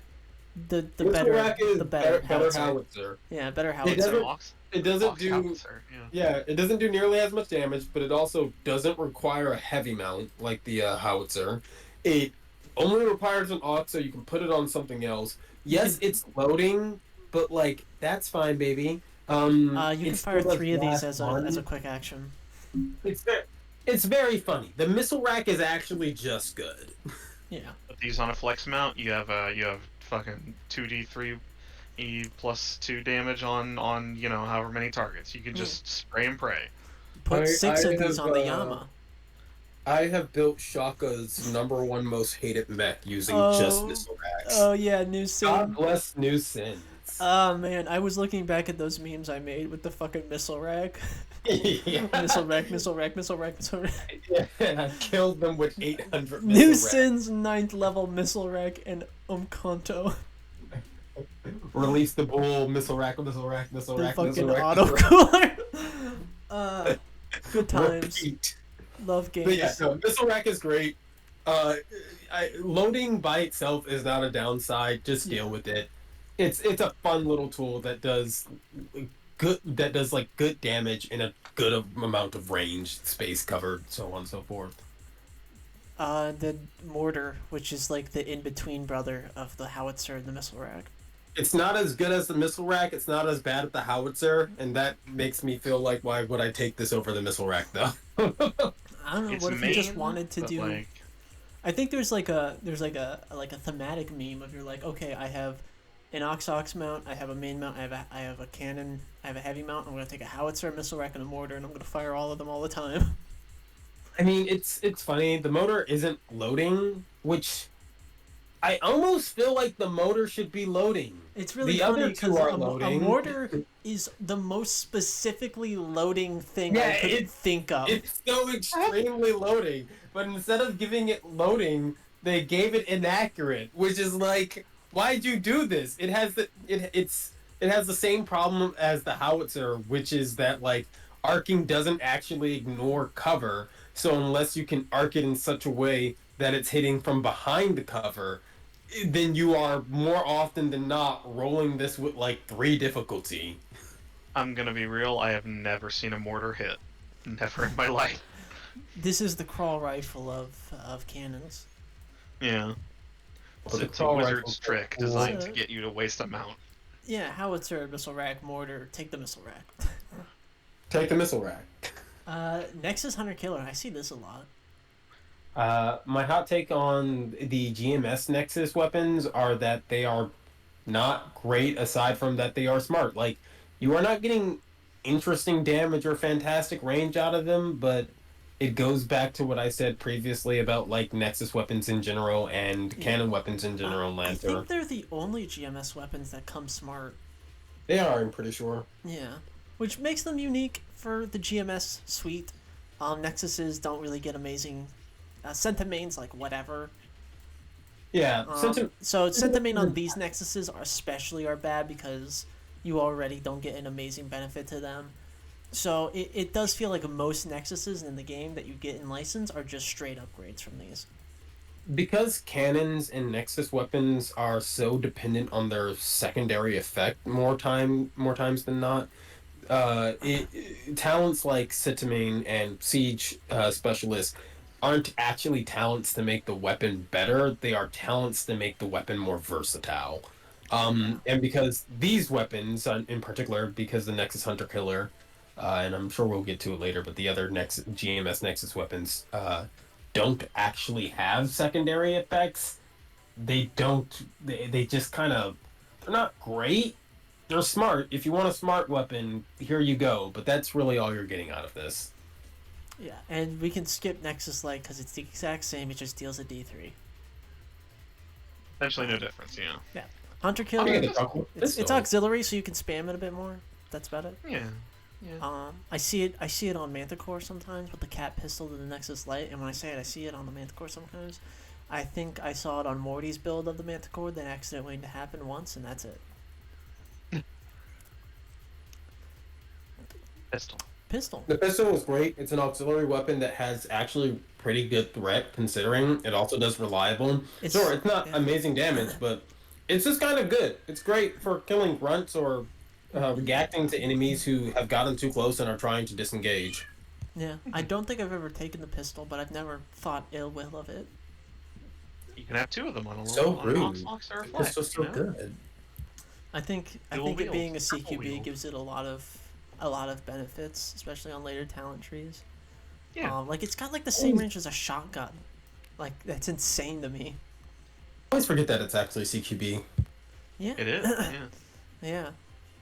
I don't know what else you would consider a pistol. I know what I consider my pistols. I consider them Nexus, but that's because they're fucked up and weird. But I don't know. I have a bad habit of like going into video games and using a pistol to snipe. It's not good. they're fun. It's It's they're Halo. fun. Halo taught you how to do that. Yeah, hand cannon. Give me. I mean, well, that's the Riley. Yeah. No, you're the Riley. If you, Yeah. if you want Yeah. to play a rally with no reload, just take 6 pistols or whatever. God, terrifying Riley. Chose violence, not efficiency. Rocket propelled grenade. Because do we have anything else to say about the pistol? I don't Really, know it's anything kind else of to it's just kind of a good weapon. It's good. There's not much to say about it. Yeah, rocket propelled grenade. The cooler mortar. Yeah, it's the cooler motor. If you are taking the missile rack and you look at your main mount and you go, "Oh, I don't want to undermount it." Take the rocket propelled grenade launcher. Just It's just take this on a it's size 2 and fine. you basically have arcing against all size 1 cover anyways. Yeah. Fucked up that you say that, but sure. We've had a lot of Raleigh talk, and I'm gonna have a little bit more. It's loading. Roll and chamber this bad boy. Yeah, Rolling chamber your missile rack. if we're talking about low level LLs, I've seen it get thrown on Saggies because Sega Marthas aren't going to be moving a lot anyways, and since they're size 2, they can ignore size 1 cover and just shoot behind it without having to worry about LOS. Mm-hmm. Yeah, I similar to the pistol. I don't have a lot to say about the RPG. It's just kind of good. Unlike the howitzer or the motor, it does its job well. A little less It's damage on it. It's actually the exact same as the mortar. It's the worst aspect of it is that it's a main launcher and the launcher talent in this game is a trap. it's there to trick you. It's a wizard's trick. It's also Spray only range base, 10, but that's map dependent on whether or not that's actually going to come into play. Usually it should. It's usually a range 15 or range 20 where you can basically ignore having to move on your turn. Yeah. So, all in all, I think RPG is just a good little tool. Oh yeah, we're getting to the latter half of this. Segment knife, ox melee, overkill. Overkill. How do we It's feel the about first time you overkill? get to see overkill. Yeah, how do we feel about overkill? I personally really like overkill, and I wish it got used more. But it's kind of a weird little tag. It's effectively you get to re-roll ones for free, but you do take heat, so I guess it's not for free. Yeah, it's also automatic, which is funny because if you take a segment knife and you're just like, yeah, I just want to hit this guy, then just suddenly you take 4 heat out of nowhere. It's just like, that's the game you play. Overkill is just reliable but with extra steps and not for attacks you miss. Yeah. It's great if you're doing an early nuke cav auxiliary melee build. Yeah, it Personally, means or essentially even just nuke the cav in general. Yeah, it's like the actual minimum damage of a segment knife is not 2, it's 3. Yeah. Exactly. Funny if you like the hunter talent and skirmisher. Yeah. And you like exploding. I do like references to Evangelion. Yeah. Yeah. Why are you talking about me like God, I this? love the segment knife. It's such a cool fucking knife. Yeah. It Yeah. used to have a different name, right? That was a more direct Evangelion reference. I'm just thinking about Asuka holding the segment knife on that fucking ship right now. I don't think they have a name in Evangelion. I think it's just a knife. But but it's like had it's a different segmented like a name. fucking box cutter. Yeah. I swear to God, this thing had a different name at one point. That was a more direct reference, but I don't remember what the hell it The was. Eva knife. I mean, basically. Shotgun. Same as the pistol, no reliable, a d6 damage, CQB range 5 threat 3. Funny thing that you use to kill people. It's a shame that it's not a cone weapon. So I guess you're firing like really heavy slugs that drop off after fucking 6 spaces. You've got Yeah. a choke on this thing. Ultra choke mod shotgun, disgusting. I do love it when shotguns have the cone tag. It's really funny to me. I wish this shotgun was a 2d3 instead of 1d6, but otherwise I actually don't have any complaints about it. Yeah, more focused damage on it with the 2d3 would probably make more sense to distinguish it further from the pistol, but tack knife. Tack knife. Throw out 3. Nothing wrong with a good tack knife. You can throw it. Tack knife is kind of like a segment knife, but not as cool. But you can throw it, which you could do anything anyway with a segment knife if you went hunter. Yeah, early game thrown, you have to go and get it, which feels a little embarrassing. You You know, you throw your knife at a guy and you're like, oh, It's the walk of shame, like you went out Yeah. on town. Oh no, my dress is ruffled. I hate the tactical knife walk of shame going to pick up your throne 3. you're like, oh, sorry, Go that sir. far. I have to go pick up my knife now if I want to stab you again. Give me a minute. I've seen that happen to Nelsons with their fucking spear, and it's really sad. It's Like, also yeah, I weird didn't that, take like, Hunter. Why'd you throw it? Yeah, it's also just weird because like that throne 3 is immediately going to be eclipsed by Hunter, which just gives you automatic throne 5. So it's like, wow, okay. Yeah. You know, it'd be cool, but isn't in the game. If thrown on as a tag stacked with thrown from Hunter, you could have thrown 8 tack knives. That'd be cool. Yeah. I'd That'd like be that. cool. I You also made think, I guess it's an Ox, so you can fire multiple of them with just a quick action. So that's a Yeah. thing. Same thing with segment knife, or yeah, segment knife. I, sometimes I wish I could knife juggle. I mean, that's what Hunter 2 lets you do, I guess, but I want to do something cooler than that. I don't want to just throw it and get it back. I want to fucking do trick shots. Let me do trick shots with my tack. throw your knife into somewhere and then shoot it 8 times so it goes through them. Yeah. Yeah. Tactical knife. If you just have an extra Ox slot. And for some And you reason, really don't think want segment knife. knives are cool. Tactical melee weapon. Why would you take this? I don't know what the point of this is. Panther, Charge why blade would you take exists. this? Charge blade exists. Charge blade exists. I guess this is meant to be the heavy melee weapon equivalent of this the is- charge blade. It has the same problems as the heavy melee weapon, compared to like the heavy charge blade, where it's like I don't really know why someone would take this.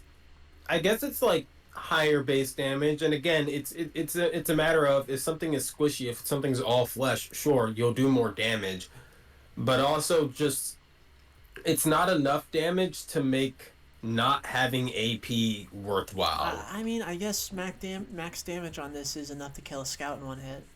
Possibly, but average damage is about the same between the Yeah, two. it's like half health. It's whatever.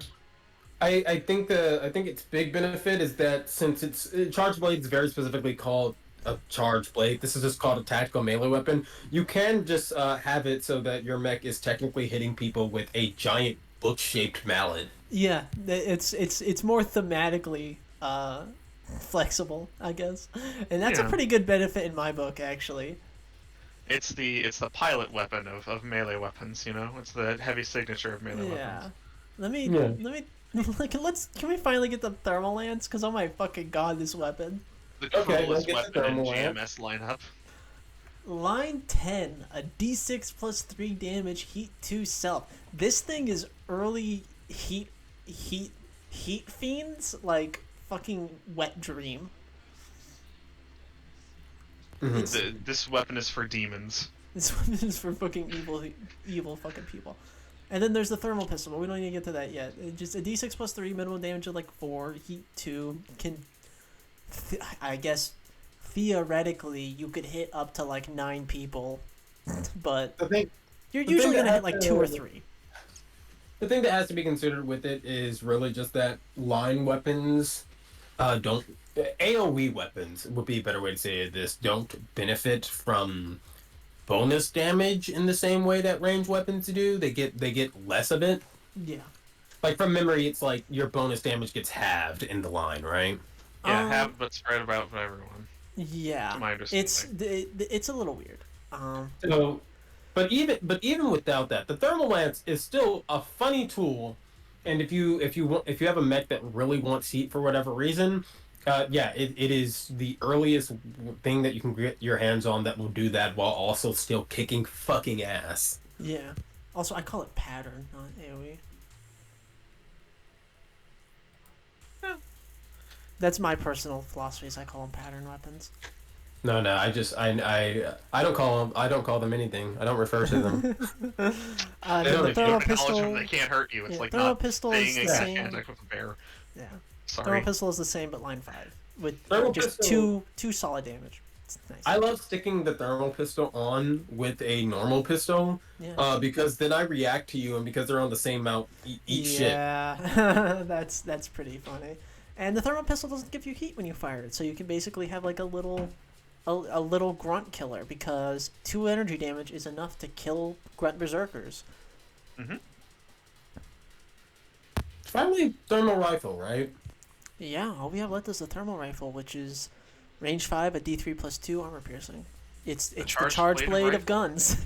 I don't think I've ever seen anyone actually take the thermal rifle. It's got a really short range. Its range is just not good. Its base damage, it's all right. Its armor piercing, that's pretty good. Its range, That's almost melee. That's actually just Yeah. melee range, depending on what you build. Frankly, If if you're you that are close, just take Charge Blade. if you are a Tokugawa pilot and you don't want to dip into Sherman, but you want to shoot things with lasers, there you go, thermal rifle. You can There you can is pump that. its range up to 15 technically. Yeah, yeah. There is Uh, that. but that's a very specific use case. I mean, generally, I think it's a good combined arms mid range. If you're Yeah. skirmishing if you're attacking something and then overcharging and moving away, and you I don't plasma know. And thermal you want rifle, all your it's not weapons to bad. have AP rather than just taking like a shotgun instead. Yeah, Be- yeah. Exactly. Because it's Alright. so easy to get your melee up to range 5, depending on the melee weapon you're using. I don't consider it a mid-range weapon. I consider mid-range and Lancer to be like around 10, like 8 to 10 is that sweet spot for mid-range. That is just Just my enough for a personal. cataphract to still run your shit over. Yeah, just enough. But yeah, are there? Is there anything else we want to say about GMS weapons? Any standout thoughts that we didn't get on this selection? I think generally speaking, if GMS systems are largely like just kind of generally useful, very narrative focused, and maybe a little bit expensive for what they're giving you. GMS weapons are definitely, in my opinion, more balanced in the capacity of giving you things that you can still make good use of later down the line. They are workhorses, They are workhorses. except for There the are still a howitzer. few. Yep. And there are a few that are not great, but definitely more built up to be overall of a benefit. Yeah. Okay, that's okay. We're finally to the frames. This is Hmm. it's an hour and a half so far. Let's let's cap this off strong. Going from first to last. I You want to feel start with weird the starting Everest? with the Chomo. I feel like I we should want start with Everest. I'd say Everest, Saggy, and then Chomo. Yeah, yeah. In release order makes a bit more sense. So let's talk about the Everest, which comes with the base game as the license level 0 mech that you take. It is Uh, a theoretically perfect machine. Yeah. I don't even know if you can say theoretically at this point in time. I have seen the Everest twisted into shapes that would make God shudder. I have seen the LL12 Everest, and it stole my money. It slept with my wife. It blew up half the moon. I The only place that I could say that the Everest is kind of bad is it has its evasion and E defense are below average and its heat capacity is below average as well. Mhm, But mhm. if you put literally any points into either of those, you can immediately shore that up and you can look like any other mech. Like in Everest is dating my dad. in so, like HP 10 is two below like the highest HP threshold most people take. Like the Baylor is 12 HP, zero armor. Everest has got it going on. I think Everest is almost really annoying the GM against because there's no defined weakness to exploit with them. I They're the Shoto, and they're also like the strongest. It's I think the actual weak point of the Everest is that while it is theoretically the most flexible frame in the game, realistically, the Everest is just a good striker. It is good at mid-range striking. It is good at close-range striking. You could make it an artillery striker. yeah, I don't actually distinguish artillery striker because they're really just the same thing, just different different ranges. ranges. Yeah, But yeah, you really can't make the Everest a defender. You can't really make the Everest a terribly good hacker, which is why the expanded LO zeros do exist. And I do appreciate them for their existence.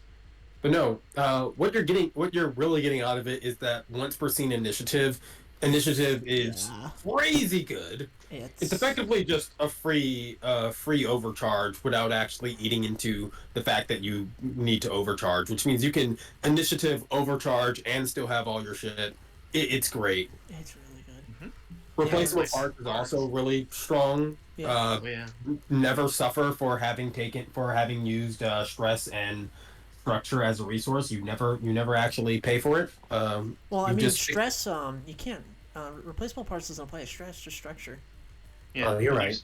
but because it applies to structure, you will have You more have more repairs to spend repairs on to, stress. and you have like a Yeah. repair capacity of 5. So like you could Yeah. effectively repair like 5 structure. Like if you lost 3 of your structure, you'd still have like 2 more repair capacity to handle 1 instance of stress damage. Mm-hmm. And like 6 heat capacity is respectable. Yeah. It's the system points also like aren't bad. They're on the lower side, but with everything else you're getting from this mount, including like the main mount, flex mount, heavy mount, weapon mount loadout, and its core power, which is the hyperspec fuel injector, it actually isn't like much of an issue that you don't have the system points because the thing that the Everest wants to make up for, generally speaking, is like the fact that it's not super impressive in terms of its economy, Yeah. but like it literally makes up for its own weakness in its own frame traits and core power. Yeah, like additionally, 6 system points is enough to take anything you want from your first license level dip while you're still in Yeah. the Everest, right? Um, Mhm. Boosting as a free action is still so insane. Hyperspec fuel injector has fucking run me over and beat me to death so many times. Accuracy It's on everything. Everything. everything. Hyperspec fuel injector, also known as the old dick twist. It's it's almost too good sometimes. It's so good it makes the other core powers from the other 2 kind of bad. Though Chomo's kind of cracked. It's definitely, yeah, it's definitely just overall a very good frame that is good in the capacity of how directly it can solve issues. Yeah. It's a problem solver. It helps you engage with the basic mechanics of Lancer pretty effectively. Um, the most the main way you'll probably be interacting with most enemies, uh, will probably be shooting them, unless you really want to hack, and then you gotta kind of invest into it for an Everest. But that is why we have the Chomo. But yeah, is there anything else we really need to say about the Everest? See, this is exactly why I didn't want to make an episode dedicated to the Everest, because like, if I was like, oh yeah, here's some build theory for the Everest, and then I'd go through every single mech's LLs to tell you what you could do with them, Yeah. like what would I actually say? Here's the build theory for the Everest. Throw shit on it, go to war. Go to fucking war. You Does- basically can't go wrong. can't go fucking wrong unless you take the howitzer. In which case take you the have gone howitzer. wildly wrong. You've Let me you've tell- strayed let me from teach you God's how life. let me teach you how to not build an Everest. Take an Everest, put the howitzer on it, put the motor on it, and then take a Stormbringer. There you go. Don't do that, and you'll be fine. Yeah. Let's talk Give it about the right Sagamata. talent. Let's take Sagamata. Sagamata. Sagamata. Yeah, Sagamata. Sagamata. Sagamata. This came with no room for a wallflower. It's It's size nice, 2. too. That's the most important thing to point out. Big It's size boy. fucking 2, has which is Guardian. really awkward for when you're making retrograde tokens, because retrograde just sort of makes all of their Everests assumed to be size 1, Mm-hmm. Yeah. except for some But- configs. But I've it actually basically never seen has someone take an Everest, use the Everest icon for a Saggy. They just use that one icon that's like way at the bottom of retro. yeah. Fucking. Guardian. It's got Guardian's basically good. the same stats. You Even get got the same armor speed. you get armor for a little bit less HP, but armor is just generally speaking good. Especially at lower license levels, though there are a million ways to get shredded and armor, and then it can basically be like you have less HP and you're bigger and easier to hit. So You have the same mounts as the Everest, but as Maddie brought up, you do have Guardian, which is useful. If you're gonna Uh, hit a lot, you have heroism. yeah, Yep. Heroism is just a free brace. It makes bracing not as painful because otherwise bracing is kind of awful. yeah. And it also has replaceable parts, which is useful. So, what you're I, probably already getting from the Saggy is that it's a more defender-minded Everest. yeah, it's also the same speed as an Everest, which means that it's like probably one of the better defenders in the game because it can actually get out there. Most defenders are like speed 3 or something. Mm-hmm. Um, its core power, which is a rallying cry, very specifically the raise the banner, is very good because it basically becomes a you go first in a round, and then the next round you go last. And during that entire time, all of your allies have resistance to damage and they have accuracy to checks and saves. And God help your GM if your allies are in Everest and they also pop their core power at the same Yep. time, because Yep. then it's Yep. just two Yep. accuracy on everything. Suffer. Yep. Hell on earth. And resistance. Resistance to damage. But yeah, it is a core power where you pop it and it goes. So like you do want to pop it as early as you can, and then you want to take your following turn as late as you can. That is like which its teaches you how to main play goal. support. It does teach you how to play support. Controller's the Strangely opposite. You go first every fucking turn. There's no God time as help a your controller team. where I find myself going later. Yeah, no, it's pretty good. I wish I'd see the SAG a bit more often. It is. Can we it's talk the about problem bracing that for you a little are, bit? Because I forgot about to talk about bracing in my universal actions. I completely forgot about it. Oh yeah, bracing. I Bracing is where technically you talk get- about it in the Blackbeard video, but this is gonna go up before that. Bracing is when you get hit by damage that you don't like and you think it's a no-no, so you try to save yourself at the cost of the entirety of your economy next turn. When you brace, you gain resistance to the damage of the attack that you are reacting to, and then every following attack until the start of your next turn is made with difficulty. Correct me if I'm wrong, but you can't like brace and then the next turn brace again, right? No, because you can't take No. reactions on your next turn. Yeah, Yeah. yeah, yeah. Yeah, you And can't take you- you can't take reactions until the end of your next turn, basically. You can Mhm. take one quick action, and you cannot move normally. You cannot do anything else. You can't take free actions or protocols. It's Yeah. effectively like you have the equivalent of an overcharge, but only that overcharge. Is how I tend to think about it. Bracing can be good, and like if bracing would save you from structuring, it can be okay. But like it is really, really, really rough. So It's heroism is really, really, Yeah. really good. It's really really nice. And But there I are will plenty of say system. there sorry, are but there's a lot of mechs that are fine losing an off turn. The rally is the premier example of something that if they brace, like it's not that big of a deal. Mhm. Because they can just boost away and then they reload all their shit, Because they don't care if they're losing their off turn that much. Like bracing wouldn't ruin them. There's some other artillerists that bracing can save them from some nasty damage, but also since they're all the way in the back, like they don't have to worry as much about getting out of that situation. And only having one quick action to like skirmish maybe isn't that bad of a deal for them. The squishier God. The squishier you are and the more up close in the fight you are, the worse bracing becomes. Yeah, which makes it a striker's worst. You'll hear a lot of people say that bracing's awful, and that's almost entirely because striker brain. So if you're on the front lines, bracing can be really problematic unless you have an ally to assist you. Let's talk about the Chomo now. I'm glad that we left this for last, actually, because the Chomo's kind of complicated.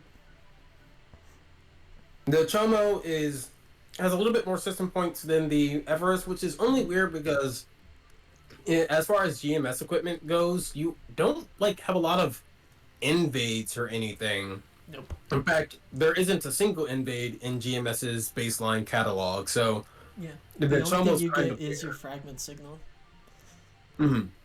Which is just a universal action. Yeah. The Chomo has more sensors than an Everest. Yeah, I'm and pretty you sure. get a higher save target at the expense of one less repair capacity. But But your yeah, HP and your evasion and your speed is all kind of the same. Your E defense is higher. I'm two pretty higher. sure. Yeah, it's two higher. Yeah. It's so like the Chomo has a obvious leaning towards your frame traits are brilliance, which is once per scene. It can make a quick tech action. It's a free action, which is very good that it specifies that because again, there are not invades in GMS, which means Brilliance had the risk of being useless. But since it's any tech action, it makes it a little bit Yeah, better. you can scan. You can do any invade. If you have them, you can fucking lock on. You can And bolster. then you get the bolster and the lock on regardless of the quick tech you take Yeah. as a free So action you at could the end of it. technically lock on twice. Bolster isn't a action that gets used a whole lot, but it's actually very useful. It's just something Especially that with people didn't Solstice care Rain about. because of the psyop talent. Yeah. Mm-hmm. The thing I like about this mech the most is how it encourages you to take tech actions that most people tend to forget about generally. Yeah. You know. Then Um, there's Data Data Siphon. Siphon, which makes scan just happen automatically. Thank fucking god. I was talking about this in the universal actions that that scan's only good when it gets to happen automatically. Data Siphon is basically integrated spotter. Which thank god nobody has to take the spotter talent now. I like spotter though, even though it's crap. Replaceable parts is we've already talked about replaceable parts. It's just good. Yeah, You are getting a main aux and a flex mount, so this thing can't run a heavy, but that's okay because it's not trying to.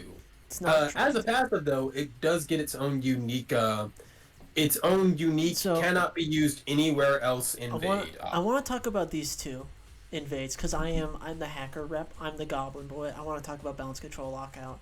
And I want to talk about LL1 Chomolungma. So this is the theory crafting I'll get into with balance control lockout because I mentioned this a little bit. Synthetic muscle netting, ram somebody, knock them prone, balance control lockout, invade. Push your target two directions, and if they're already prone, they become immobilized. Rather than having to double invade somebody, like the Chomo can actually be a really nasty hack and slash, which is just like a striker controller. Because you can get in on people, you don't even have to worry about line of sight for your hacks. I mean, you have a decent HP count, anyways. Just take some nice weapons and just fucking run in there, and then that makes your full core active like even better. System Crusher is just a really nice quick version of Last Argument of the Kings. You know, deal 4 burn to somebody. That's like half of the HP of like a fucking scout. You know, and you know that can tick multiple times, even if it can only be used once per scene. Like both, like you don't have like okay. Balance Control Lockout and System Crusher both have a once per scene part of them, but the invades themselves can be used multiple times, right? Like you can still deal 4 heat to somebody multiple times, and like for a lot of characters, if you do that to them twice, that's exposed. They're just exposed now, and even if they're not taking that 4 burn, if you're running a striker variant of a Chomo, I smack you with my fucking heavy charge blade. Mm. Die. Yeah. Also, its core power is its active core power is actually kind of insane. It's insane. It's genuinely. When I first saw this, I was not sure if I wanted this to be in my games. I 'Cause remember the moment of you reading this and going, "What?" I think I said this is fucked up. I think that's what I Yeah. said. Yeah, that is. Because It's a fucking full Mary was showing action, it to but me. it It's like, is fuck off. it's a full action, but it is extremely powerful. This is automatic grunt killer. Even if there's like a crap ton of grunts, you are automatically going to kill them, and being able to apply like a particular effect of an invade, but to everyone that you can see is ludicrous. Yeah, being able to just specialize whichever invade you want to pick against them is really just it's a puppet system's wet dream. Um, Everyone's movement is actually my movement. yeah, it's and even on miss, targets become impaired until the end of their next turn. Like you just sort of hit a half, like fucking fragment signal. Like it's crazy. Yeah, yeah, wide area code pulse is just really, really strong, and And it combos with its traits too. Like wide area code pulse hits somebody with bounce control lockout, then brilliance or overcharge hit him with bounce control lockout again, immobilized. Right? yeah, I really like the Chomo. It's still relatively new, so it's we it will time will tell whether or not is a frame that, similar to the Everest, can be used in the into the far future. Because like one thing that I would like to point out is that while LL12 Everest is definitely a thing, I've never seen LL12 saggy. Uh, Yeah, but we might get an LL12 Chomo. So I think Sagar deserves to be at LL12. It's so fun. I think it's a good little mech. I think it's hard for it just because there are, It's not a striker. well, yeah, it's not a striker and everyone wants to play strikers. But it's also like it's tough in the capacity that I think in Lancer, support and defender are the two most underplayed classes of frames, just because realistically speaking, support tends to be very reactive and kind of passive, Mhm. and so does defender to a degree. Yeah, and And also like defender instead of requires adjacency, and there are a lot of allies who do not want to be adjacent to you, especially if you're I, playing with a heavy melee crew. Being a I yeah, defender gen- is like your worst nightmare. I generally think there are also better defenders. yeah. I was Like gonna say the other issue is there's really good defenders out there. you could just play a White Witch, and then anyone within range 5 you can protect. Yeah, Mhm. yeah. The Chomo is like is a good defender for someone You mean who the Sagar? understands their sorry, you're right. The Sagi is a good defender for someone who recognizes that their party needs a defender, but they themselves don't want to be the defender. It's just no one else will. The Chomo is a controller, and I think controller is like the second best type of archetype. Like controlling is better support. Hitting somebody with Yeah, bounce control lockout is better than hitting somebody with a bolster a lot of the time.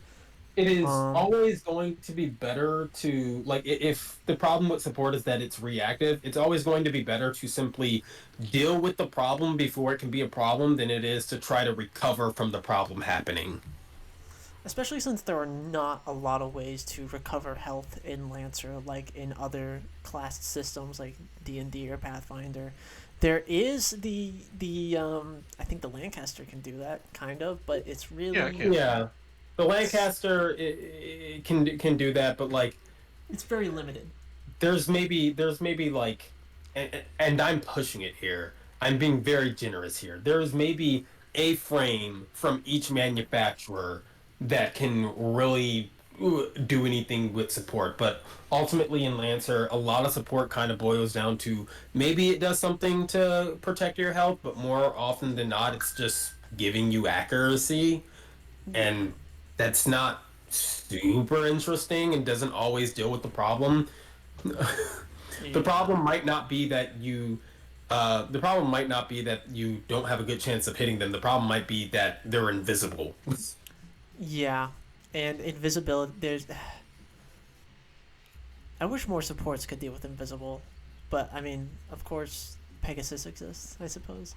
Yeah, we Swallowtail gave can it deal to with invisible, I think, right? we get. I think Swallowtail has something that messes with invisible.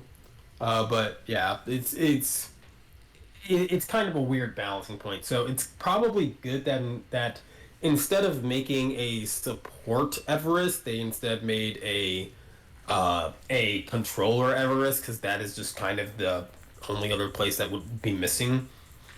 And like I said, I think time will tell whether or not the Chomo, how adept the Chomo is at being used at higher LLs. Yeah, let's hope nobody makes a striker Everest. God help us if somebody were to do that. Yeah, I Should think have they will done be that. missing. I think they're going to be missing the point that the Everest is the striker ever. Yeah, that'd Don't be make the fucked Everest up. double down on it. Yeah, that'd be fucked up. Shoving the your OMDI GMS under the bed with your pushing foot. Oh, pushing Monakia back under the waves. no, no. Ah, I would God. be I would be remiss to not mention that the Chomo does sit in a weird place because it is not technically first party, similar to the Everest or the Sagi. It's officially recognized, but it's not technically first party. It's kind Yeah, of like it's essentially hosted via Massive Press on their itch.io. I don't know if that's really the same as them having published it. Yeah. Like it sits in a weird place. So I think it's balancing. Like when I look at the Everest, I when I look at the Everest and the Saggy, I feel like they are both like balanced in a similar way. The only reason why the Everest gets more use than the Saggy is because the factors that we talked about before, Yeah. where people who play in West March servers primarily, they tend to want to play artillery or striker. They want to be damage dealers or they want to be controllers. So the Saggy doesn't get as much use because besides there being more interesting defenders out there, it is a defender first and foremost. So, uh, meanwhile, I feel like I can feel the difference in how the Chomo was made. The Chomo, it, it feels really strong for a Yeah. GMS mech, I and think that's not inherently a bad thing. It's just kind of awkward. I think also the Chomo has its what makes the Chomo good is complex, which is very different from the Everest or the Sagamotha. What makes their core powers good, what makes their talents good, is very simple. The simplicity of it, Chomo yeah, Longma's a little more complicated, which I don't mind for a hacker. Like, yeah. I think that's what I makes like hacking interesting is the complexity of it. It's your it's your magic system.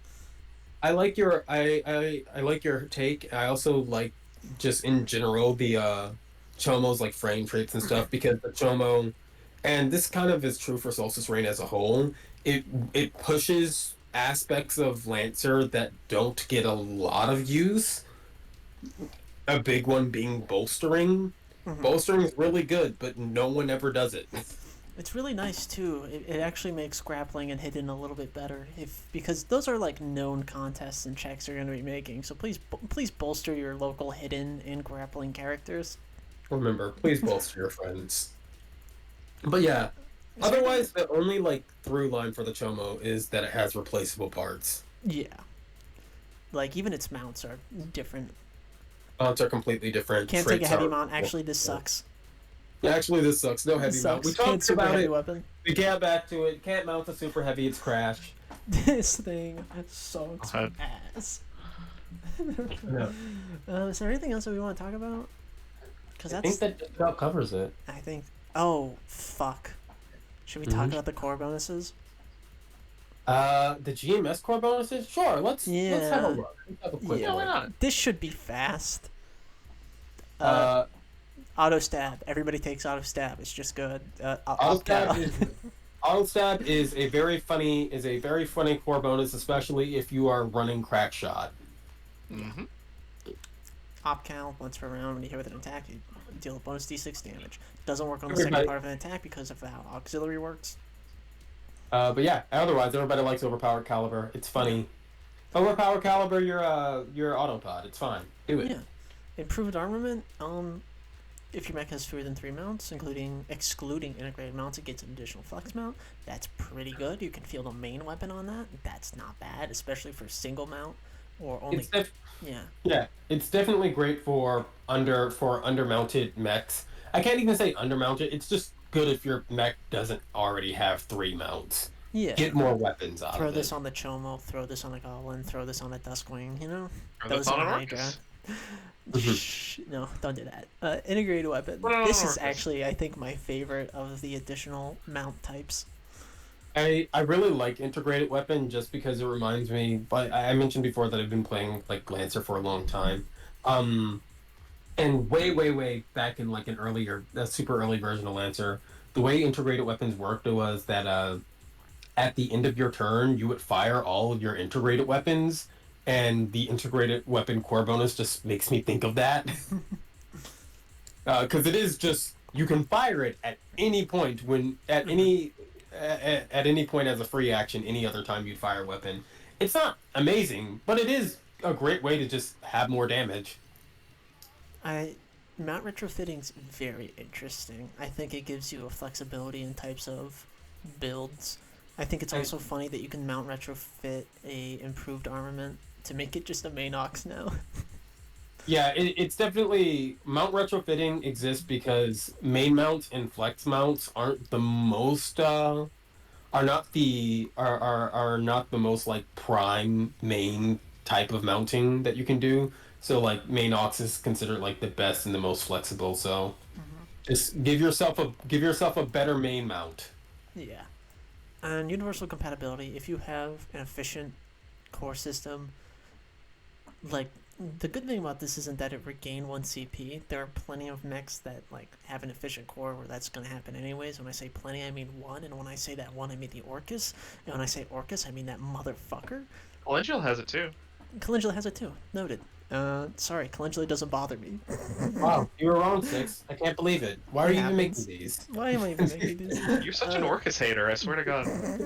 But you No, I may don't know also why that take would a free. happen. Yeah, but here's. Its main benefit is the HP and the Yeah. heat pool. Yeah. There are some funny things you can do with it. I know that a friend of mine went Peggy, specifically to see if they could ever roll a 20. That way they could force universal compatibility to go off. But like even without it going off, it's still just good. Yeah. I honestly feel like it's overtuned with that HP, cool all heat and shit. The thing It, is, I almost never see someone take it because they're always taking off Cal or auto stab. Yeah, it's. the problem with universal compatibility isn't a one of balancing, in my opinion. I think overall it's a really good core bonus, but I think it's kind of like the striker brain issue attacks again, Mhm. where people want the shiny thing that lets them do more damage or attack more or whatever have you. So even though universal compatibility is really good, outright practically broken, no one actually picks it up. Yeah. Yeah. Then, and there we go. There's all the GMS. That's There we everything go. GMS. You guys wanna fucking you guys wanna close this out? Sure. Done. I don't know how. You guys have never done an outro before? Come on. I've never done an This is outro. kind of like a It's podcast, and I've never done a podcast before. evil. Just say goodbye I or will just whatever. say that I'll say that it was a joy to go through all this GMS stuff. Play more Lancer. Check out all your local homebrews and look out for the drop of Farfield transmission log coming soon. All right. Kicking you from the call. No free clout. Yeah, no freak out. Okay. Suffer not the heretic. That's me. Yeah. I'm Yeah. gonna say, hey, check out OMDI. Check out FS Eden. We're all there, and thank you for listening. I'm Magdalene with a smiley face. Yeah. If we said I anything love wrong, indeed. get in the comments. If we said anything wrong, send an email to your local representative asking them to boycott us. Yeah. And as always, I'm Six Ferris, and thank you for joining us for the Pilot's Manual.